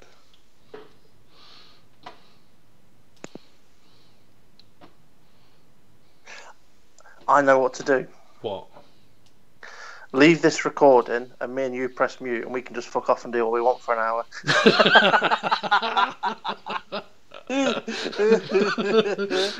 We could just listen into this podcast. Yeah, we could say bye and just leave it recorded on James. Just see how long it lasts. See, did you just make a noise? That was not me. Right, No, that okay. was not me. So his microphone's definitely on. Yeah. That's the dog, surely. Or he's winding us up. If he's winding us up, it's been going on for a while. 10 minutes. So how long do we wait to see if he is asleep? How long do we wait for that big snore? Forever. Till it's confirmed. Dave the Arp says both mute for 15 seconds. I tell you what, right? Okay, we'll mute. We're gonna mute for about 15-20 seconds, right? Alright, I'll come back on when you come back on. I'll give you a countdown, right? Okay, so we'll mute. Hang on, I've lost my mute button. Where's my mute button? Wait. I've just had it on the screen, then it's gone. How do I get back to mute? Okay, I'm ready. Okay, so we'll mute in 3, 2, 1.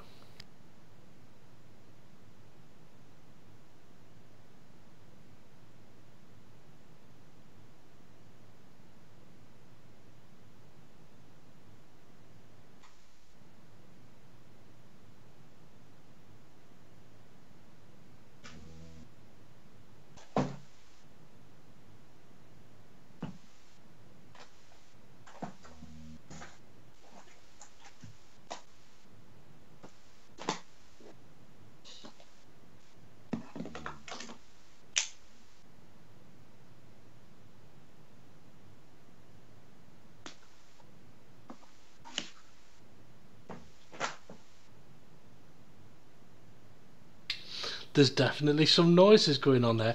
I think James has fallen asleep and Bella is munching on a packet of something. I think so. Probably something he's... Either that or maybe Vicky's still awake and she's like running around tidying up. Nah, she'd wake him up surely, wouldn't she?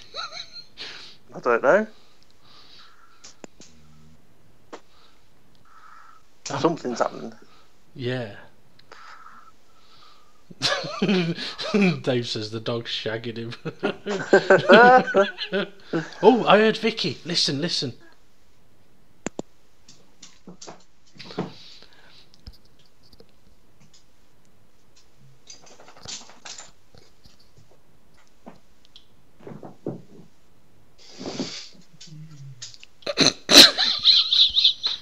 He's definitely asleep. He's definitely asleep.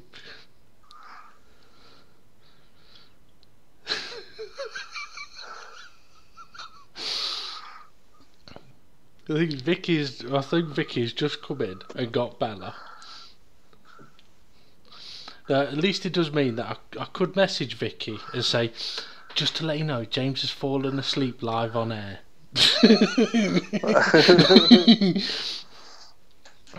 James. Thing is, he should have his earpiece in still. Now, last time he fell asleep, he wasn't feeling very well, and he was quite reactive, but he's not snoring as loudly this time. No, but we don't know how long he was asleep for last time before we noticed. That is true. That is true. But this must be a record then. This is the first podcast we've done without him mentioning Star Wars. I think you're right, you know. I think you're right, it could be. Hang on, I've thought, let's see if this wakes him up, right? If he's got his earpiece in, right, let's see if if he wakes up to this, it'd be fucking hilarious.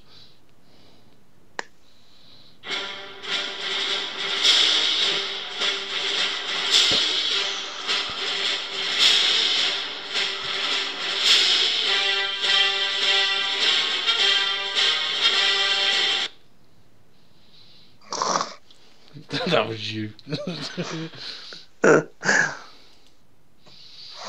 Well, as much as I'd love to sit here and just wait for him to become reactive, I don't think we can viably do that. No, but you could message Vicky and say, "Wake James up," and then we can hear what he has to say. We could. I'll tell you what. I'll be kind. I will only message her because we've heard her. I will message Vicky. This is going to be funny.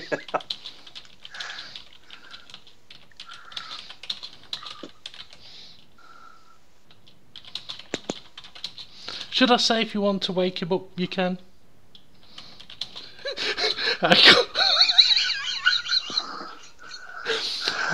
We've got a new song.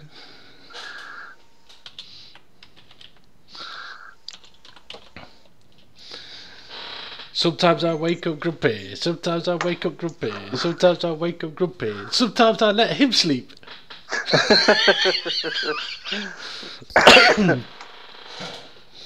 Oh dear.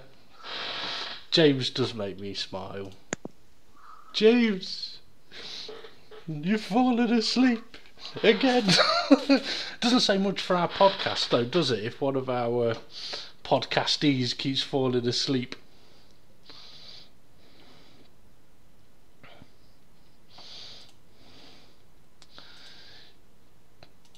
I'm trying to think what the last thing was that he said.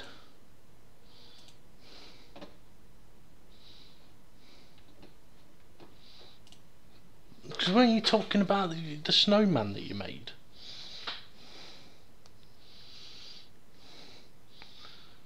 Don't you stop talking as well, you bastard. Steve, turn your mute off. Oh, sorry, I didn't realise I was talking. I was saying that he spoke about the snowman, but then you were looking to do with the thing with Williams. Yes. And we didn't hear him since then. Well, no, he did say that the Williams had looked shit, and that was about the last thing that he said. Oh. Is that movement?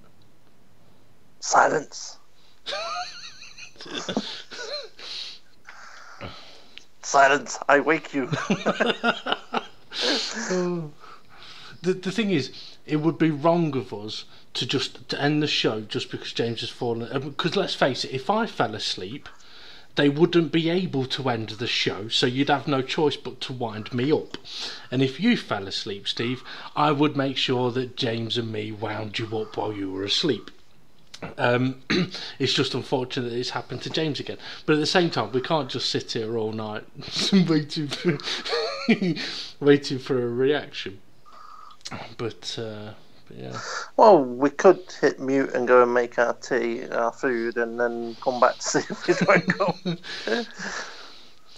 It'd be a little boring for the listeners though, because I'm sure anyone that's listening now is waiting in anticipation to find out what's going to happen next.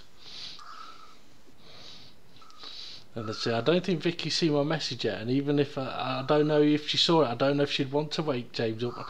I mean, we've seen pictures of me, we've seen pictures of Steve, we've seen pictures of James. Would you wake him up? No. I wouldn't wake you up. I wouldn't wake him up. I wouldn't wake me up. So yeah, an interesting turn this podcast has taken.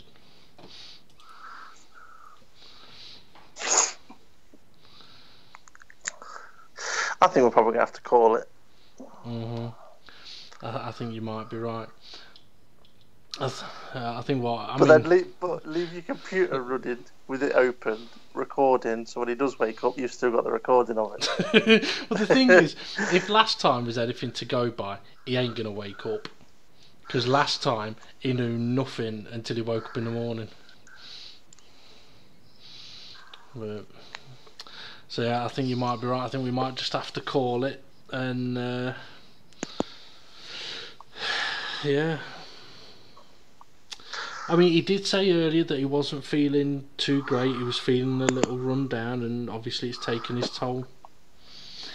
Yep. It's one of the reasons why I could sit in my armchair or lie down while I'm doing this show for most of it. But I noticed when you've laid down before, it's made you very sleepy. Yeah. And I would fall asleep just because of lying down. But yeah. See, when I'm doing this podcast, I'm sat in my racing seat, which is quite upright. But it means I'm sat upright. I'm not chilled out. I mean, I could quite easily sit in my recliner chair and do it like you could, but if I did, I would nod off. Yeah. Oh well, right. I think we're gonna have to. You just know as soon as we say right, okay, see you later, everybody. Hit like end broadcast. It'll become alive. Well, what you have to do is say bye to everybody, or hit mute, and then leave it going for a few minutes before you hit the. You know what? Outtake.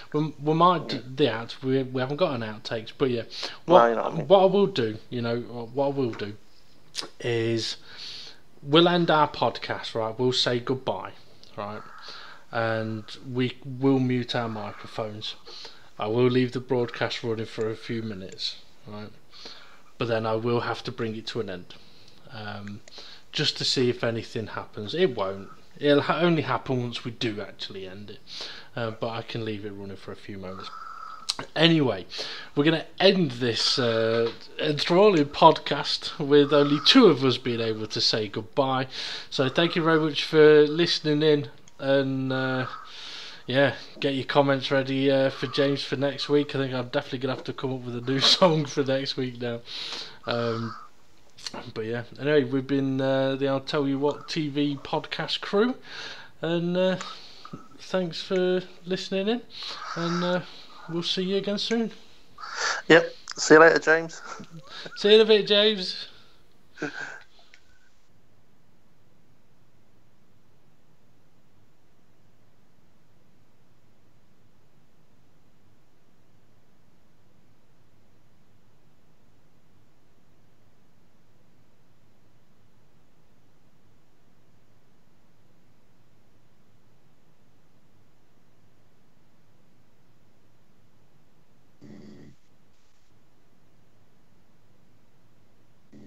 That was James, not me. James is snoring.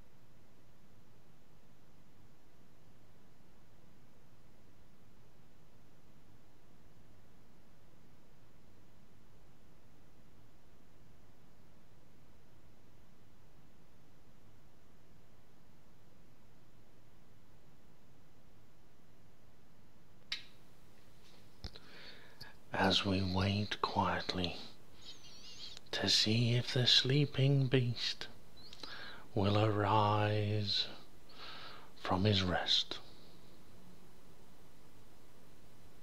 Only time will tell if James will make any kind of sound again.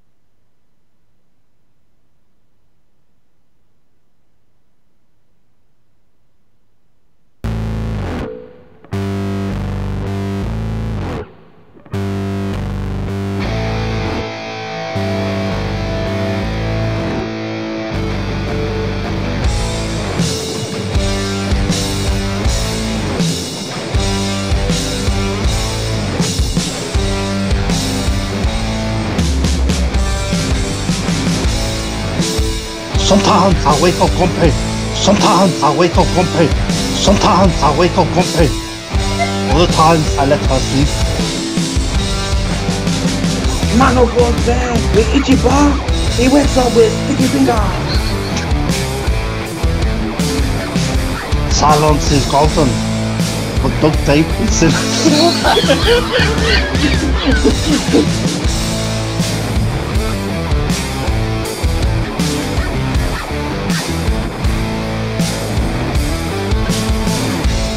Sometimes I wake up grumpy. Sometimes I wake up grumpy. Sometimes I wake up grumpy. Other times I let her sleep.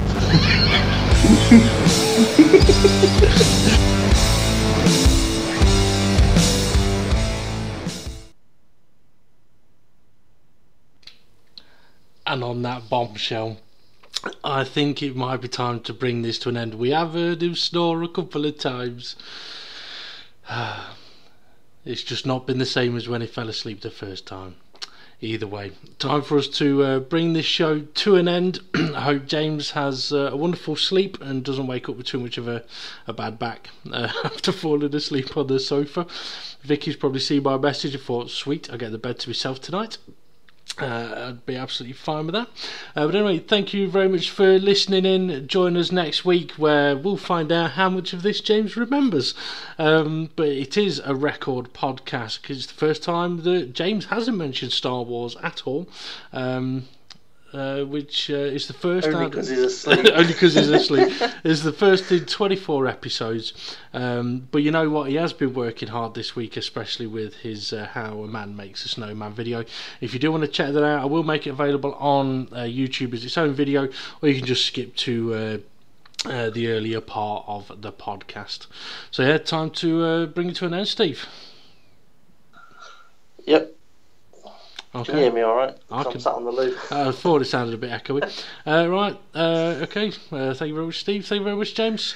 Yep. And have fun, and we'll see you again soon. Catch you later. Night, James. Sweet dreams.